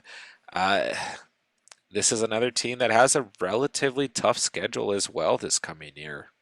yeah, it sucks too because I think what you're going to see here in this division is really good teams not make the playoffs. Yeah, Because I think the Packers, the Vikings, and the Bears are all three playoff teams, but not with this schedule. I mean, sure. you see the Vikings 8.5 over under. I'm it would just be me trying to be entertaining to take an over and under on that because I actually think that's a really good number. I Um, agree. Yeah. so I'm going to kind of sit at that. Um, I do think they split the series with both the Packers and the Bears, Hmm. which puts them in a position to really fight for that playoff spot. And I think speaking of prime time, these are guys that already have some prime time under their belt this season, upcoming season. But I do see that Week 18 game against Chicago being pivotal for the Well, playoff outlook I and for this agree, division. but also That could get flex. week 17 at Green Bay at 8:20. Yeah. That's also going to be a huge game. Yeah, you could Yeah, see Minnesota, and I mean, I the reason I brought up the Chicago one is I could see maybe that get pivoted to a primetime game. sure. Yeah, I don't Um, disagree with that. Yeah, yeah, but I do think that Green Bay matchup is going to be huge. But if you look at Week 15 to Week 18, I was just you about got to say that. Chicago, the LA Rams, Green Bay Packers, and then Chicago. So Yeah, massive playoff implications in the NFL next year at those 4 weeks. yeah. And I'm going to take the not to cut you off. I'm going to take the under, but okay. not by much. I still have them winning 8 games this year. Uh, but to be honest, I couldn't tell you what 8 games they're going to win. I think earlier on in the season they're going to secure probably half of those, and then from that point Mhm. on, they've got a tough. I mean, after their bye week, that's a tough. Outside of that, week 13 matchup with Detroit, they've got a very tough second half to their schedule here, and I can tell you, what 4 or 5 games they're going to win. But I do think they're a good enough football team to win 8 games this year. Yeah, and that's kind of the thing. Whenever you're looking at a team coming into the season with a hard schedule, it's always like, do I see a win here? This one even more with these guys in the NFC North. They are just you really let out the dry with how bad this is. But I do think this is a really good football team. And I think Mike Zimmer's improved that defense enough to the fact that they're Sure. going to come back. And I do think they get close to that over under and they do hit the number or they go over. That's the way I would lean. But we jump to the Bears and as high as, I think we both are on these guys. Um, After looking at this schedule and looking at the schedule for this NFC North, there's no way they hit the over of 7.5, in my opinion. I'll take the under. Especially, Yeah. yeah, that's a clear under for me, especially because we just don't know when Justin Fields is going to come in. I mean, I put them closer to 6 wins to be honest. And it has to do with yeah, their strength of schedule because they're another team that plays a lot of good football teams this year. yeah, I mean, they do play. So, the Packers, they played out of the NFC East. They played the Washington football team. these guys play the New York Giants, so I think slightly less of a scary team to play against, but Sure, really good defense still, and sure. that's towards the back half of the year. Well, I I think earlier on you've got your more Tampa winnable. Bay, Well, yeah, yeah, Tampa Bay though. your more winnable games would be week 2 at Cincinnati, week 4 at Hmm. Detroit, week 5 at Las Vegas, week 9 at Pittsburgh, um, and then you got Detroit again in week 12, and then you've got your New York Football Giants at week 17. Those are going to Yeah, be, in my opinion, their most winnable games, and then you might have a couple toss-up games, especially against some divisional opponents. yeah. Well, that's the But key here. That's the key here. I yeah, think this is going to be a division where it splits across the board, barring the or except for the Detroit Lions. I think the Packers, the Vikings, and the Bears all split with each other. It's kind of like what happened last year. The division was so tight because nobody could really eke out that top spot. sure, Um, so ultimately, I see that happening again. But I think we both agree this is an under. sure. And if I had the money to bet right now, I would actually hit that tonight because Mhm. after analyzing this team, analyzing kind of the future outlook of Yeah, their quarterback spot, I think there is clearly a world where these guys struggle, especially early on. yeah, And if you struggle with this schedule, you could be really looking like you're going to have a rough outlook. sure. Yeah, and I think Um, it's a rebuilding year in some sense. It's maybe not a rebuilding year, but a year where you're kind of restructuring things and you're seeing what your rookie quarterback is going to be able to do. So I don't think they're going to be too entirely concerned. I think this is more of a year of getting you know things figured out for them. So I think even with a 6 or 7 win year, it's still a positive if they see enough out of their offense this coming year. Um, mhm, Especially if Aaron Rodgers is going to be out of the picture after this year. Um, but for the Detroit Lions, they're looking at a 5-win team for their over under. mhm, I've got them at the under mhm. by quite a few games. I think you can, here's my bold prediction for the Detroit Lions. And like I said, I think this team is moving in the right direction. I don't want to knock them too much, but I think week 1 you have the possibility of San Francisco coming out and completely not preparing and undervaluing what the Detroit Lions are, and you see kind of what happened to your Indianapolis Colts Yep. last year, where the worst team in the league beat them week 1, that being the Jacksonville Jaguars. So I could see a weird fluke game in week 1, and then I could see a week 18 win where Green Bay doesn't have their starters on the field. And Okay. they win 2 football games this year. Maybe I'll say this. I'll say this in good grace. A third win, a complete toss up that no one expects, somewhere in between those. I've got them at the under. I've got them winning 3 games. Sorry, Dan Campbell. I do really like you, but that's all I've got in my prediction. Yeah, no, that's fine. I won't take the Green Bay because I don't think Green Bay is going to be able to rest their starters in Sure, week 18. And I don't see any way possible the Detroit Lions beat the Green Bay Packers with the starters out there. However, I do see a pretty similar outlook in terms of total wins. I think it's very possible that they come out and they beat the Niners week 1. Totally different narratives coming into each season. I think the Niners have a lot of drama still in their locker room at quarterback, especially. So there's a chance right there, right? But then you got Cincinnati, you got Philly, you got Denver and Atlanta. I think they could beat Atlanta and Denver for sure, just based off sure. of grit. I think this Detroit Lions team is going to be grittier than those two teams. When I Fight think at the knees. Atlanta, yeah, when I think Atlanta and Denver, I think of a team kind of with a lack of identity.